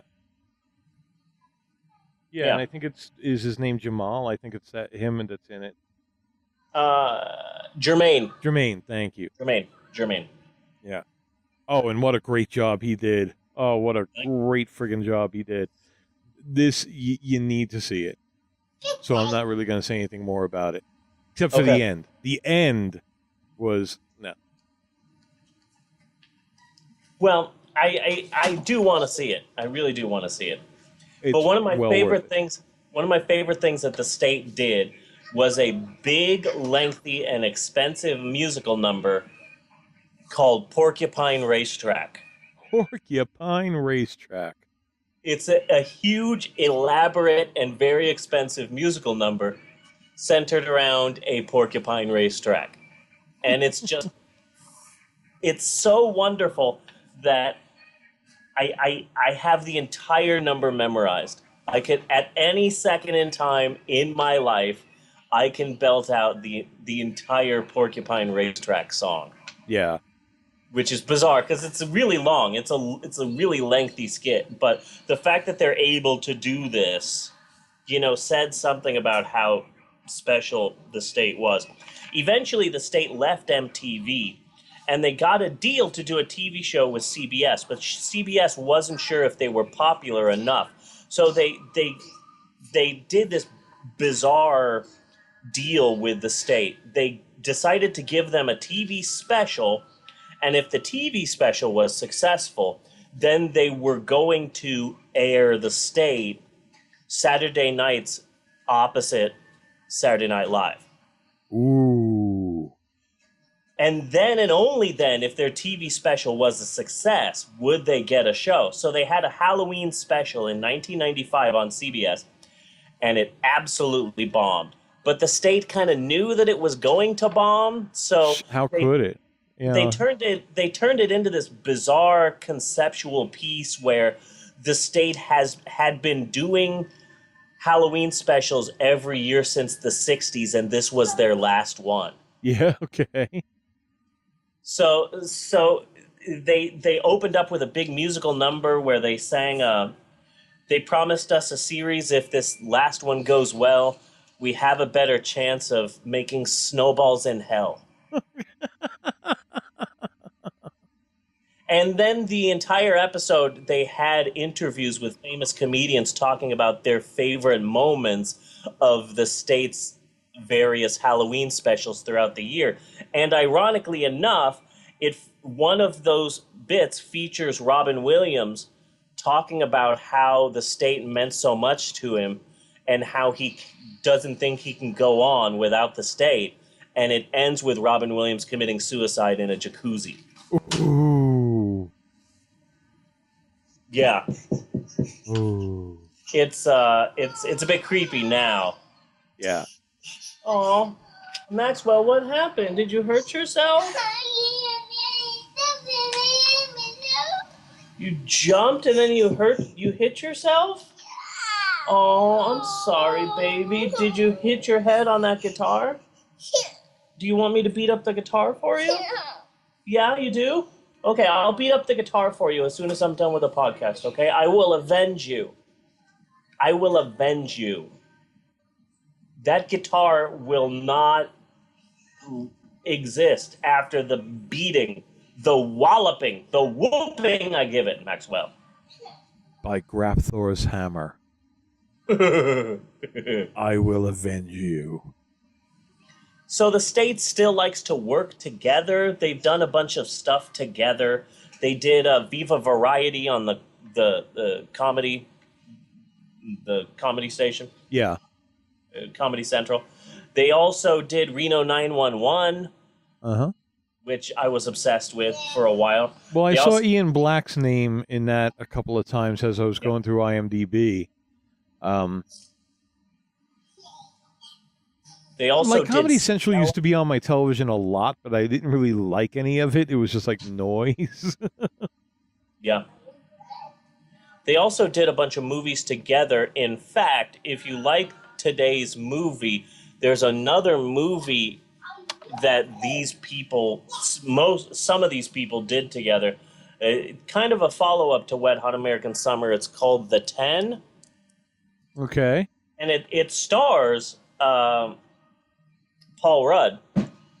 It's 10 scenes loosely based around the 10 Commandments. Okay. And it's an adorable little movie. It's no longer on Netflix. It used to be on Netflix, but it's no longer on Netflix. It's a really cute movie, and if you like Wet Hot American Summer, you'll probably really like The 10.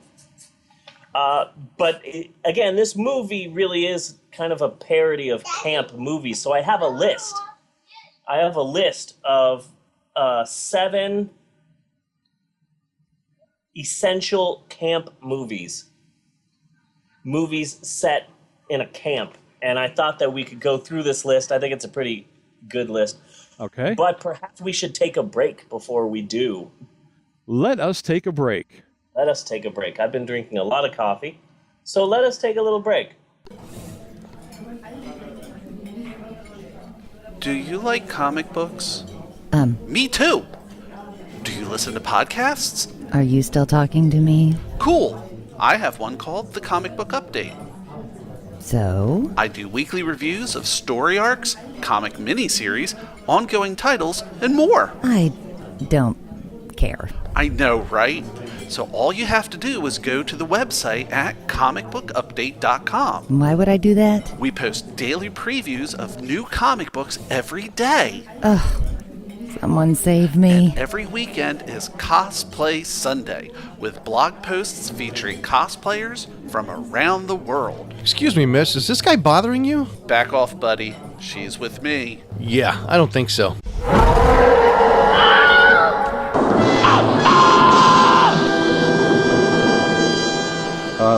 Sorry.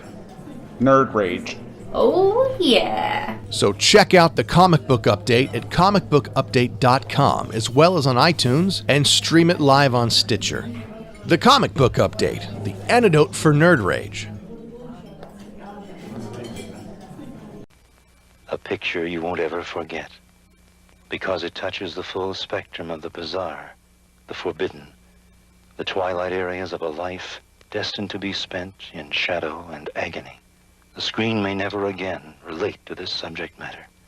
It will certainly never again approach this treatment. Oh, you know all about them, huh? You don't even know their names. Now get them out of here. Look, Paul, why don't you just go on to bed or something? I promised to have them out of here first thing in the morning. But I'm not taking them back on that road this time of night. Billy, I don't want to be unreasonable, but you know what happens to you when you get around women. And it must never happen again. It ain't gonna happen, Paul. I'm gonna go fix them something to eat, and I'll show them to the rooms. A child's world robbed of joy by a secret conspiracy of suspicion and fear, dwelling like a lodger in the mind, insinuating its presence into every heartbeat, holding a black light to the dreams of childhood, forcing the will into blind canyons of loneliness and despair. A stolen life, pawned to a godless oblivion.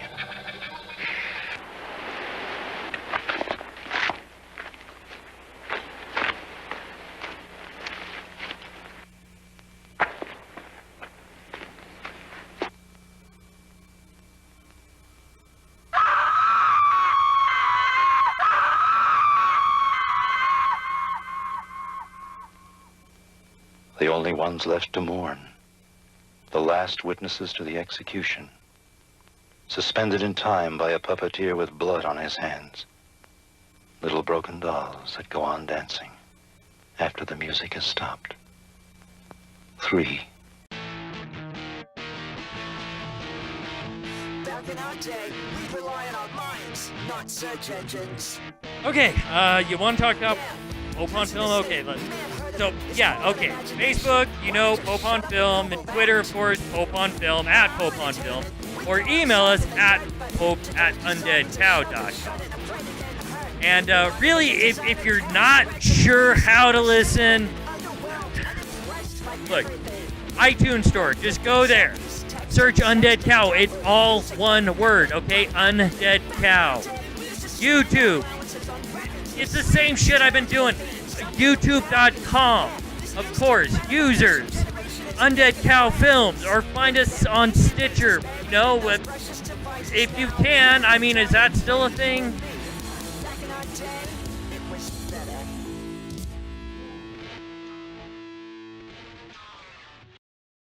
And we are back. And we are back. So I was going to read my list here. It is a list of 7 essential camp movies. It's difficult to tell exactly what type of a movie that Wet Hot American Summer is parodying.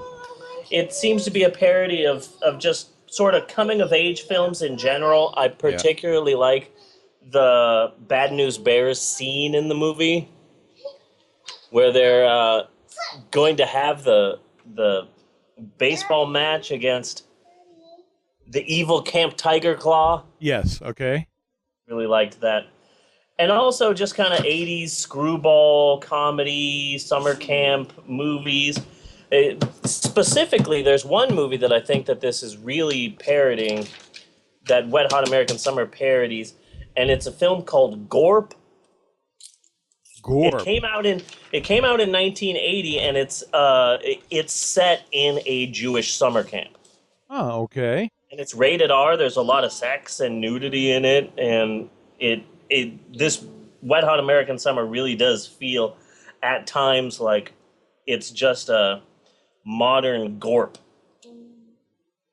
I have not seen Gorp, so I cannot have an opinion on that. I haven't either, but it's free on YouTube. I found Gorp today while looking for information about Jewish summer camps. Okay. Yes. So, this is my list of 7 essential summer camp movies. Number 1, of course, Meatballs. Yes. 1978, brilliant movie. Bill Murray is genius. Yes. Haven't seen it in years, but I thought it was great. Yeah. They made a bunch of other ones, but that are all horrible. Didn't one have an alien? Probably. They're all just really, really horrible. Yeah. Number 2, technically a summer camp movie, Friday the 13th. Yes, it is a summer camp movie. It is a summer camp movie. The first one came out in 1980, and they made 12 of those. They made 12 Friday the 13th movies. I think, 12 if you're going to count Freddy versus Jason and the Friday the 13th remake. That would come up to 12. Yeah. But the actual series itself kind of stopped with... and I always get confused because I don't know if this wouldn't even count Jason X. Yeah. No, that one has to count. I say it has to count. It's the 10th fucking movie. It's called Jason X. I don't care if it's in space. And frankly, it's one of my favorites. Love that movie. But I thought that there's a possibility This is my crazy fan theory. Okay? Yeah. Wet Hot American Summer is a prequel to Friday the 13th. I came That up could with this. work. That could I work. came up with this theme right before. I came up with this theory right before we went on the air, because Jason drowned due to the negligence of the staff, because the staff was too busy having sex and drinking to care about little Jason Voorhees. And that's exactly what Paul Rudd is doing throughout this movie. Yes, it Paul is. Rudd gives birth to Jason in Wet Hot American Summer. Although the dates are a little bit off. And as only a douchebag could. Yes. Some of these other films are just summer camp films that I felt I needed to mention, but that I might not be the biggest fan of. Anyway, number 3 is Indian Summer. You ever seen that? No, I think I missed that one. It's from 1993, and it's 8 friends who are reuniting at a summer camp 20 years later. So they were there when they were like 16, and now they're all 36, and they're coming back 20 years later, and a lot of the same feelings arise and whatever. Anyway, Sam Raimi's in it, which is really weird. Yeah. He's one of the 8 friends, and it's weird to see him acting in this summer camp movie, but it's you know where it's going. You know where the movie's going. It's okay. Number 4 is Little Darlings. Little Darlings. That was like Christy McNichol and at this time period, I get these two confused. Either Jodie Foster or Tatum O'Neal. It's Tatum O'Neal. Yeah, it's Tatum O'Neal. They were almost interchangeable in that time period. They look exactly alike. And like Tatum O'Neal was in the movie Paper Moon, and Paper Moon was a short-lived TV series with Jodie Foster. That's all insane. Yeah. But 2 teenage girls bet that they will be the first to lose their virginity at summer camp, and this film is a fairly good film because it treats a very spankable subject matter with some dignity and respect. So we're going to get this spankable porn plot and turn it into a film with a bit of dignity. Mm-hmm. Number 5 on my list is one that I'm not a big fan of it. I like it. It's from 1995, and it's a Disney movie called Heavyweights. That sounds familiar. I don't think I've seen it, though. It's set in a fat camp. Yeah. And it was co-written by a very young Judd Apatow. Apatow? I believe it's Apatow, but... Okay. It also features a very young Kenan Thompson from Saturday Night Live. And it's interesting because in the movie, the fat camp is going to be bought by a fitness guru called Tony Perkins, who was played by Ben Stiller. Okay. And about a decade later, in 2004, he pretty much played the same character in the movie Dodgeball. Uh-huh. Because in Dodgeball, he's fitness guru White Goodman. Right. But he did that character first as Tony Perkins in the movie Heavyweights, because apparently back then, he wasn't famous enough to say no to Disney fat camp movies for kids. Yes. But it's a really cute movie, and I really, really like it. And Disney is not the sort of company that it's like, hey, let's make this movie about fat people. Yeah. Mm-hmm. Disney doesn't do that a lot, but I like the fact that they did that at one period in time, and it's a cute movie. I really like it. Number 6 on my list is a film that I'm not sure if I love to hate it or if I hate to love it, but it's Race for Your Life, Charlie Brown. Charlie Brown? Race for Your Life, Charlie Brown. Yes. Okay. It's a 1977 animated movie. I'm still stuck on Ben Stiller here, so I'm sorry. I got to get this out. No, it's okay. Zoolander 2? Really? I did not like Zoolander. I like Zoolander well enough. I like it quite a bit, frankly. I can't see a Zoolander 2. He's so much older now. Like, what are you going to do with that character? I don't think I could take a whole nother movie with that same character.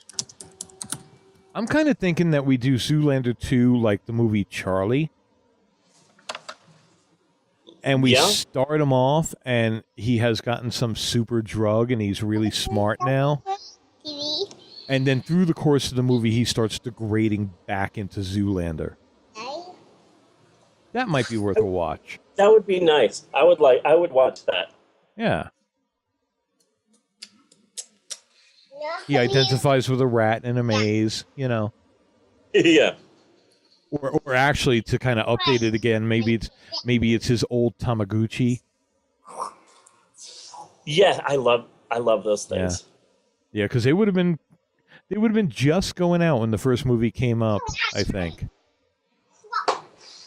I was never a big fan of Zoolander, and I'm surprised that there's a second one, because I don't know, that was never me. I like Ben Stiller, and I really want to see him get a win, because he hasn't had a win in a while. I don't think Zoolander 2 is going to be it. Yeah. I concur.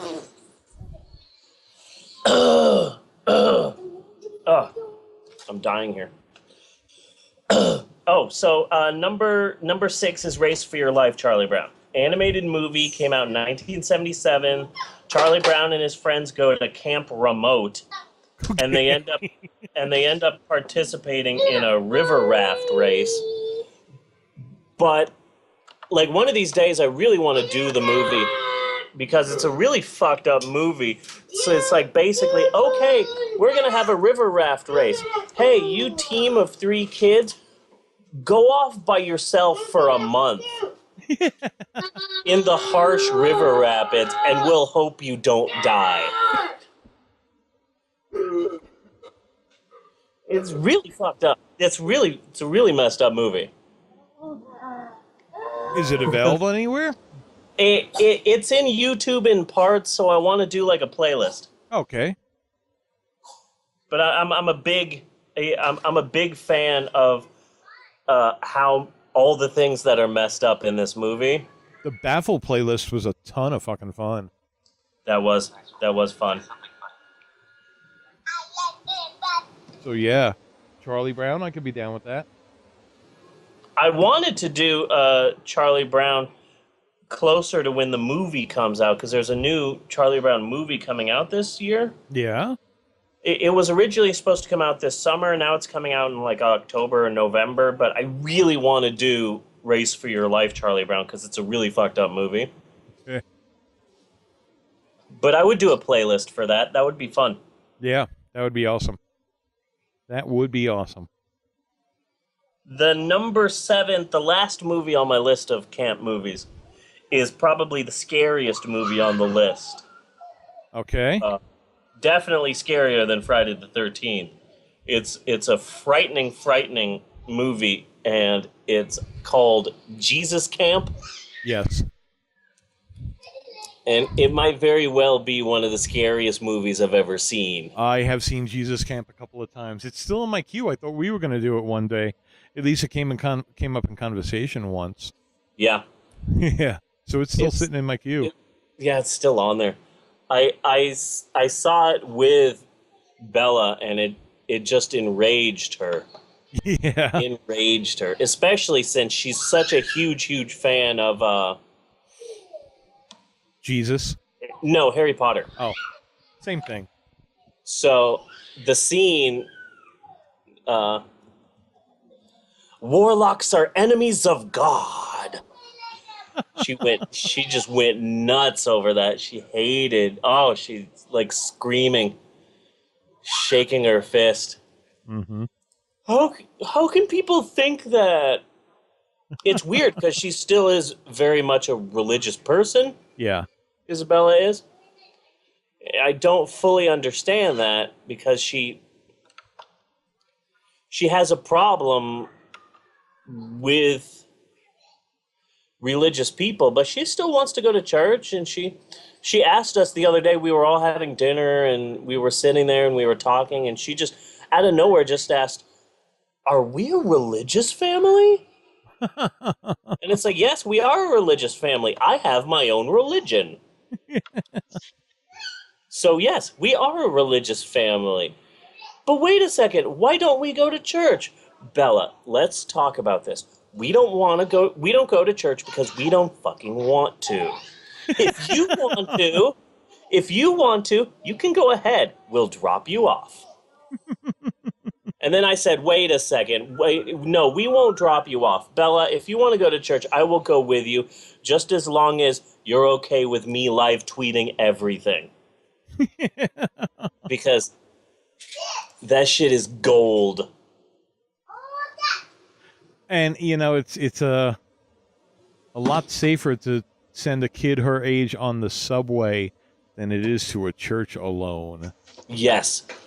Yes, very much so. Yeah. But she's still she's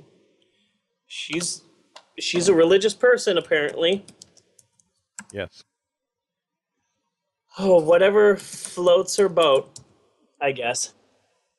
I mean, if she wants to, if she wants to be Christian, I am not going to stop her. That is her own decision. She's almost old enough to make those sort of decisions for herself. Right. If she wants to do that, then I'm not going to stop her. And blah, blah, blah, blah, blah. But Jesus Camp is frightening. Jesus Camp is frightening. Jesus Camp is very, very frightening. Maxwell, what do you want to watch? I don't know what you want me to put on for you. Here, I'm putting on pancakes. So this film, there's a lot to love in this film. Yes. There's a lot to love in this film. Some of the things that I love about this film, I love the fact that Victor Pulak saves the children and you don't get to see it. Yeah. Uh-huh. I like that. I like, oh man, two of the greatest montages ever are in this movie.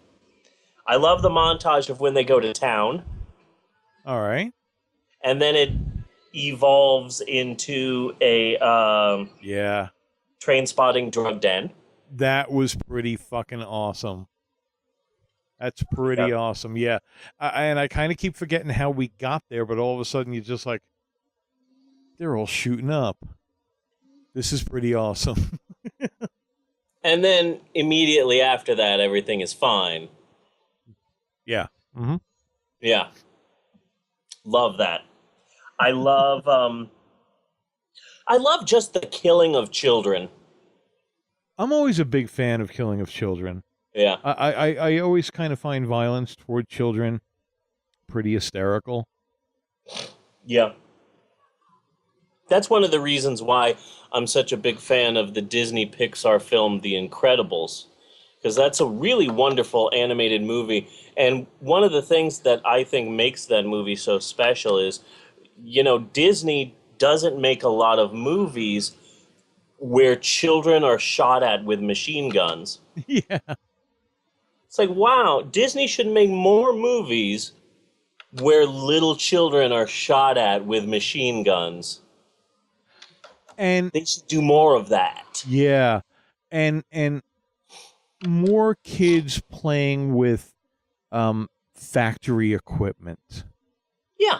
Yeah. I would like to see, one of my first jobs out of high school, I worked in a printing factory, a printing press, basically.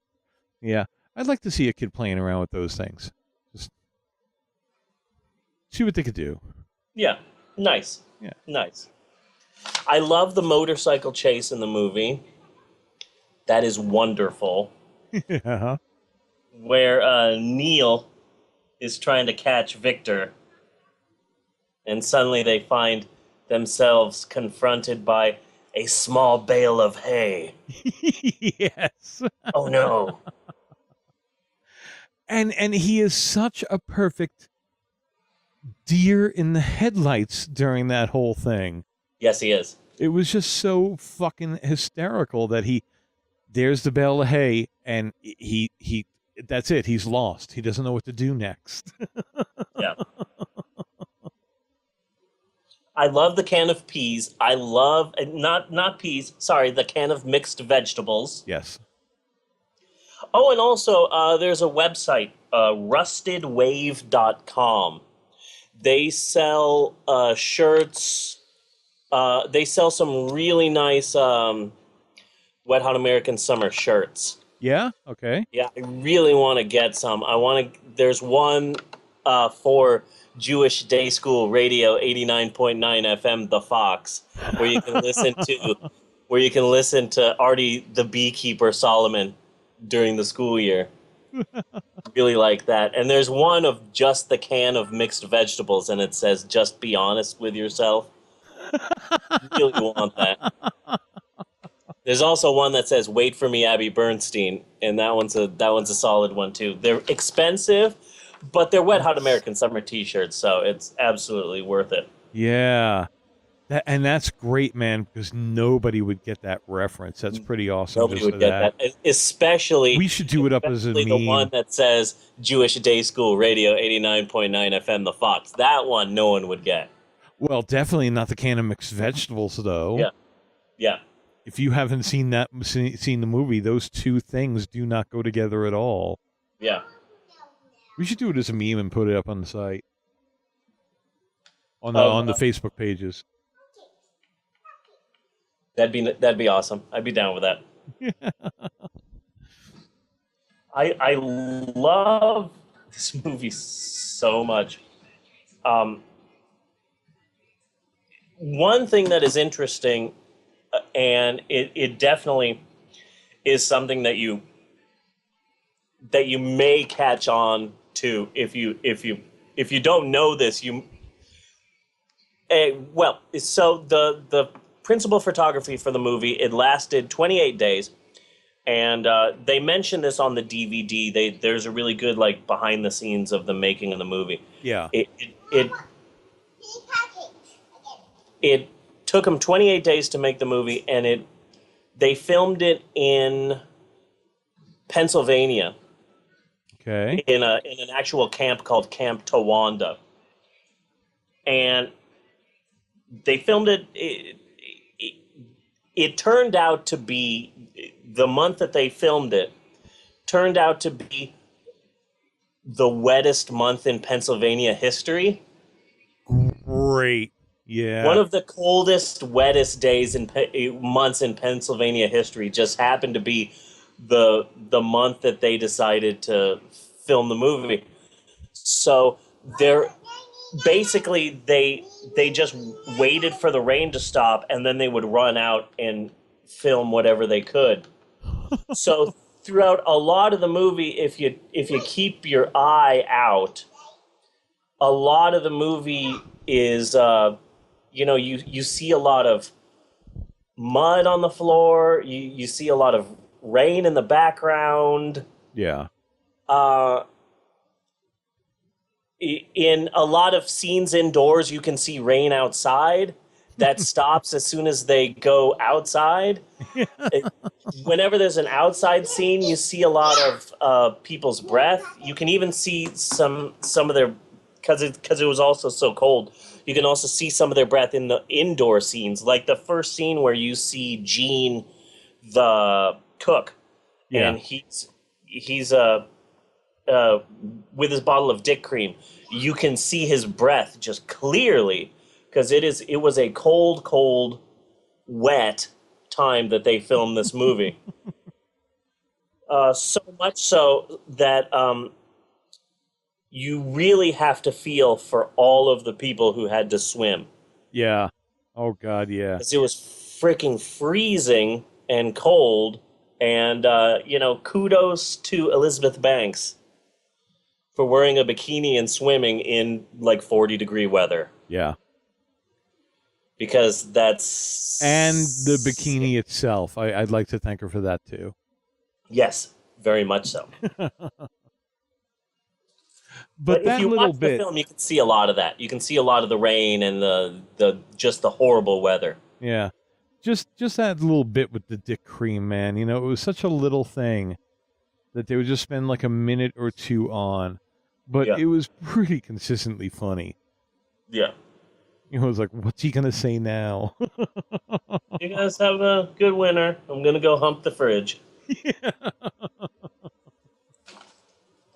I also like the scene where, for no real reason, right there when he says the gonna go hump the fridge, Janine Gruffalo is reading a list of campers who are taking the early bus in the morning. Yes. And she starts saying Jewish names and then eventually just starts making up Jewish names.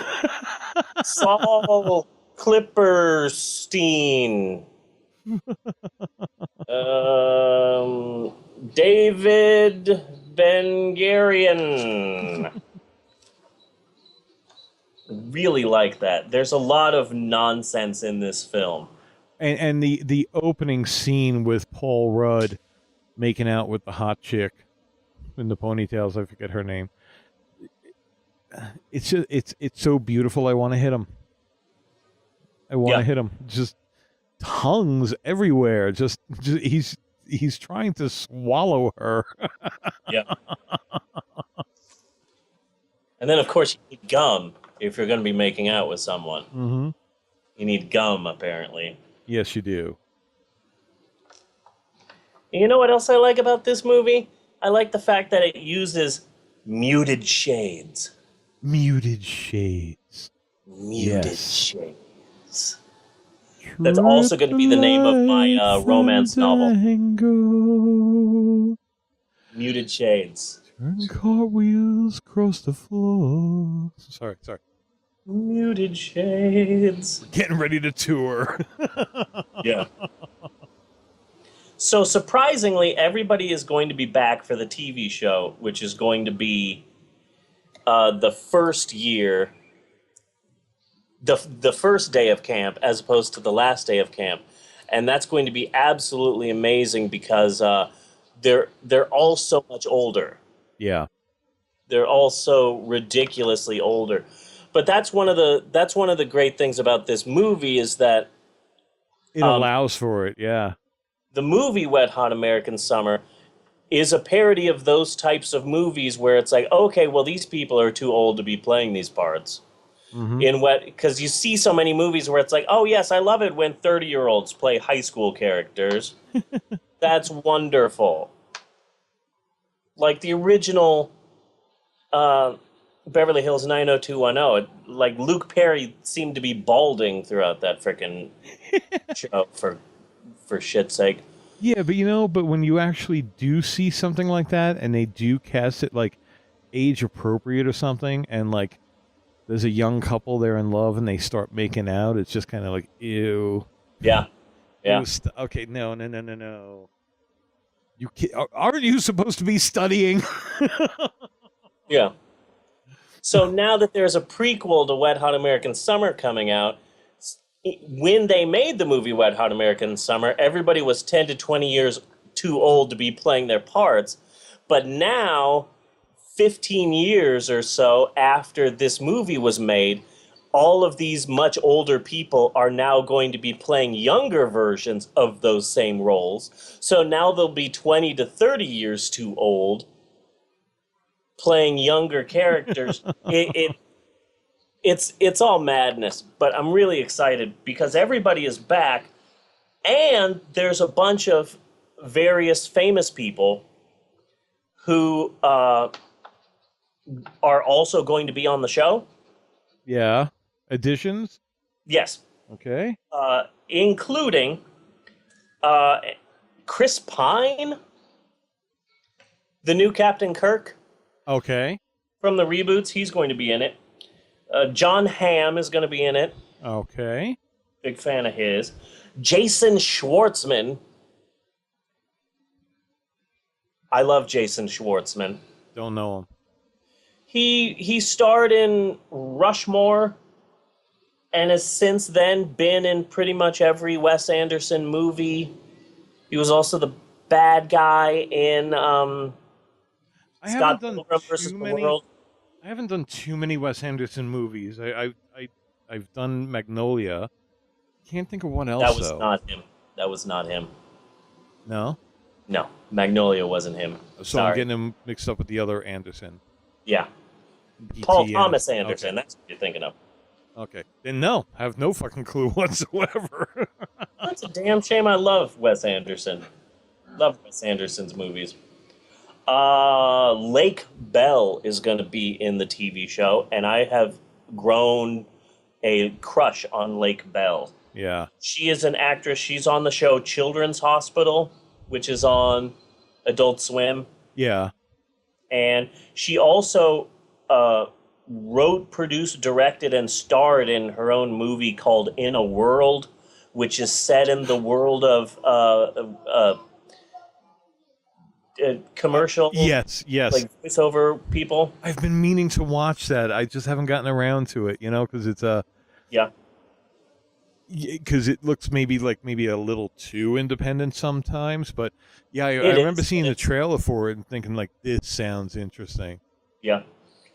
It's like the meteorologist. It's the cutthroat world of trailer voiceover people. Yeah. It's extremely indie, but she's just adorable in the movie. She's beautiful in the movie. Randall Park is going to be on the new TV show.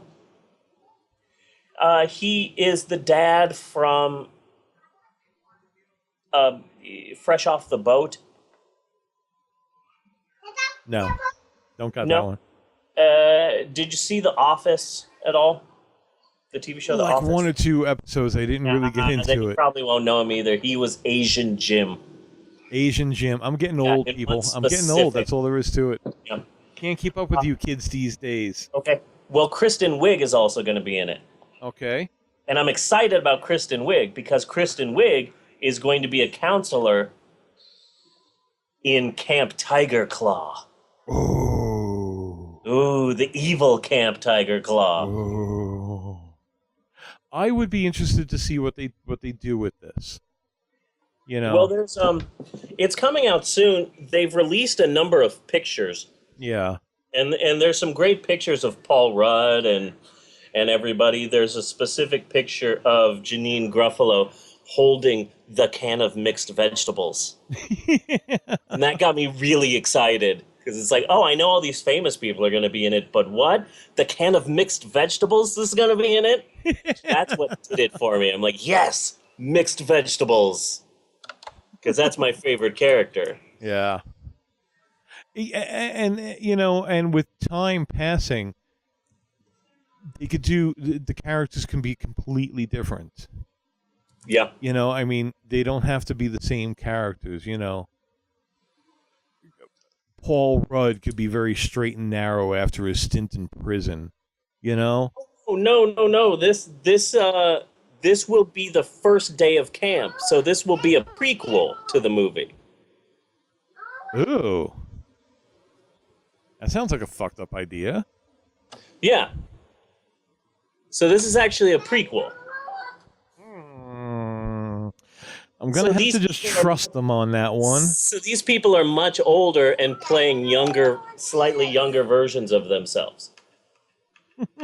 Yes. Yeah. Yeah. That's what's so amazing about this. Right now, I am posting on the Pope on Film website, the Pope on Film Facebook page.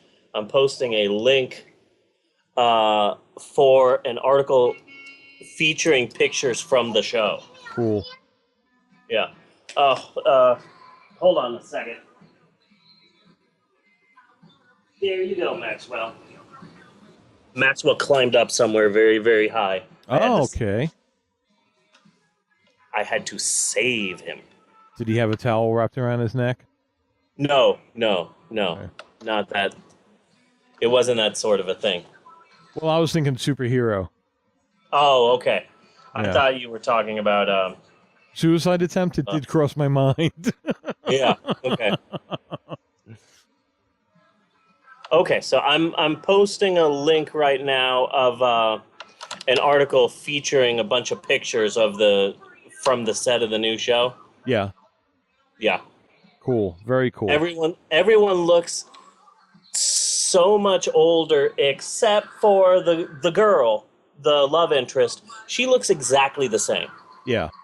She looks like she has not aged a day since she made this movie. But everybody else looks just so much older. Yeah. It's fairly ridiculous. It should be interesting. Again, I'm going to have to trust them because that premise sounds shaky, but they've got to know what they're doing. Yeah. So I'm definitely curious.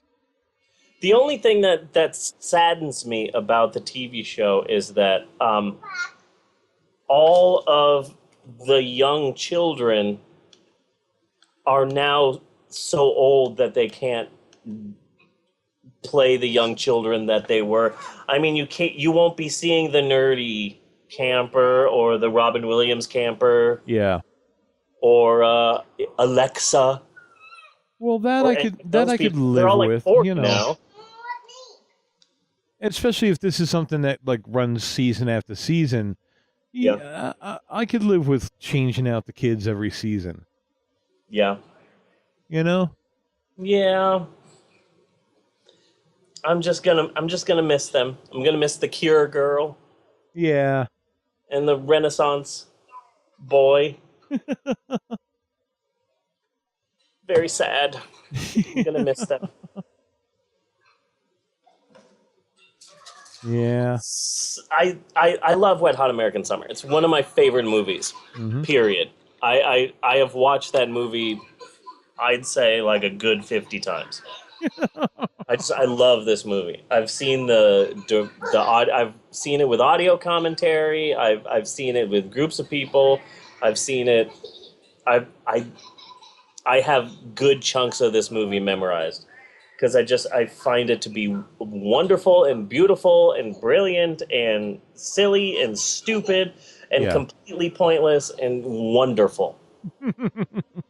So nobody needs to badmouth this. Yeah. No, it was a very good, very entertaining movie. Yeah. And it does get a lot better with rewatches. It does. Yeah. It gets so much better. Like at the comedian at the end was kind of cool too, because that was so Borscht Belt comedian kind of stuff. Yeah. And then he was so much older with the campers and just using that for just hackneyed stupid jokes. Did you see the scene? Then he doesn't exactly get blue, but he gets more and more like, are these the jokes he's supposed to be telling at camp? Yeah. He was never out and out dirty, but he started walking a line, a dangerous, dangerous line. Yeah. Did you see the after the credits scene? I saw the scene that was like 10 years later where they were all going to meet up. Okay, good. I was just making sure that you stayed for the after the credits scene. Which I thought was great. I thought it was funny in the beginning and it was funny at the end too. Just with Ian Black saying, "Oh, good, we're going to meet at 9. Good, because I have something at 11." Yeah. Really, you have something else planned 10 years from now? I've moved it around a couple of times, and I love this movie so much. And then at the end, the one guy shows up at 9:30. Is like, "Oh, am I late?" Or, "Oh no, we all said 9 so that we would all be here at 9:30." Yeah, I'm sorry. I thought we said 9:30. The behind the scenes documentary that's included with the DVD, they interview every character in their 10 years later character. Yeah. And they talk with them and ask them how they're doing 10 years later. And yeah, it's really nice. Okay. So you learn a lot about where they are and everything like that. Some more Camp Tiger Claw would certainly be welcome. Yes, that's why I'm excited about the TV show. I want to learn more about the evil Camp Tiger Claw. Yes. I cannot wait for this TV show. Please let them be Satanists. There just are not enough Satanists on television anymore. Yeah. I agree with that.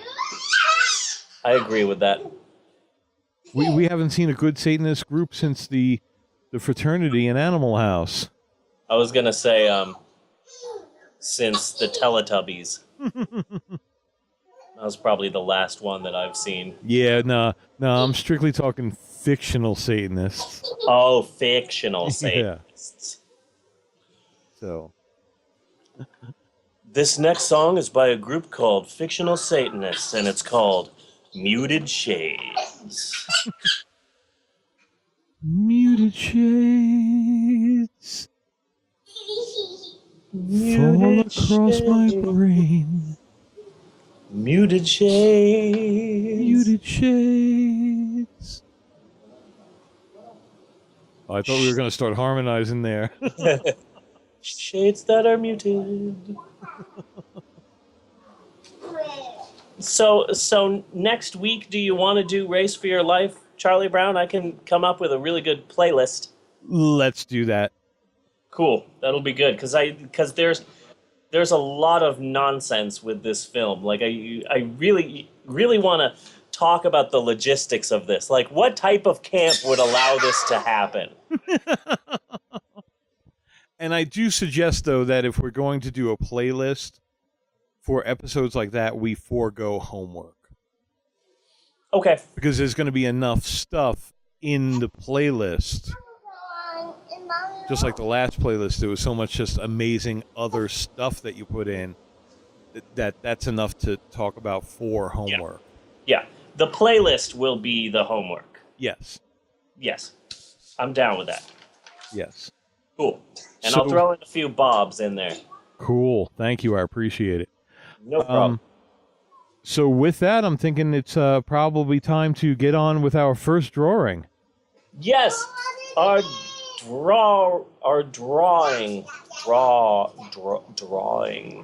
contest. Yes. Our contest. So the winner will win the 2 DVD set of Volume 1 of Bob's Dirty Shorts. We had 40 entries, Nice. and out of that, it is... Let me just count them real quick.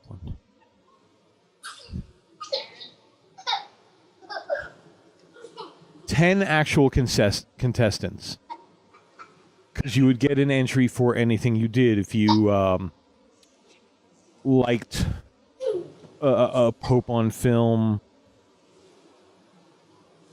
like advertisement, or like the Facebook page or something like that, or did the same with one of Bob's Dirty Shorts posts or anything like that. Anytime you did something like that, you would get a point. Yeah. That point would be an entry. And like I had mentioned before, Bruce Nobles really wants a disc. I hope it lives up to his expectations, but he entered 28 times. Nice. So his name is in the hat 28 times. Awesome. So that's it. I made little slips of paper. They are a bit bigger than a fortune cookie fortune. Yeah. And they are in my hat that I am shaking up right now. That I can hear. And I will grab one at random. Okay. As the tension mounts. And the winner of the first Pope on Film drawing is Bruce Nobles. Yay! Yay! But all of you enter for the next drawing. It didn't seem like it got announced well enough in the last show because not as many people are going after it as they had. But keep in there and you will win a DVD set. Yay, DVDs. And Bruce, I'll be contacting you to trade information, things like that. Awesome. I'm a little relieved because I was kind of concerned that @by followers with a Z for double the flavor. Double the flavor. 1020 might have won because they retweeted something of ours. Yes. But I think it's just like a robot kind of a thing. Yeah. Some automatic retweeter, and I'm going to have to try to get its contact information. Yeah, that'd be difficult. So there we go. Contests. Oh, yeah, what I wanted to add to that is if any of our listeners have any kind of items to promote, DVDs, Blu-rays, ebooks, EPs, anything like that, that you might want to contribute as prizes to get your work out there, because that's what I'm trying to do anyway, drop me a line. We'll figure something out. Cool. Maxwell, stop throwing that cat around, okay? It's not an actual cat for listeners at home, but stop hitting me. Maxwell's going crazy. There's a riot brewing. Uh-oh. Is it going to be another assassination? Stop. Hey, you stop it. No, you stop it. I don't want to. I know you don't want to stop it, but I want you to stop it. I don't want to. What's wrong, Maxwell? Maxwell's going nuts. Hide the silver hammer. Yeah. That I will. I was forcing at you. Oh, okay, Maxwell. Okay. Whew, okay. So I should wrap this up. Okay. So until next week, I am Bunny Williams. And I am Reverend Steve. Thanks for listening. We'll see you next week. And until then, so long, you godless heathens. You hear me, podcast?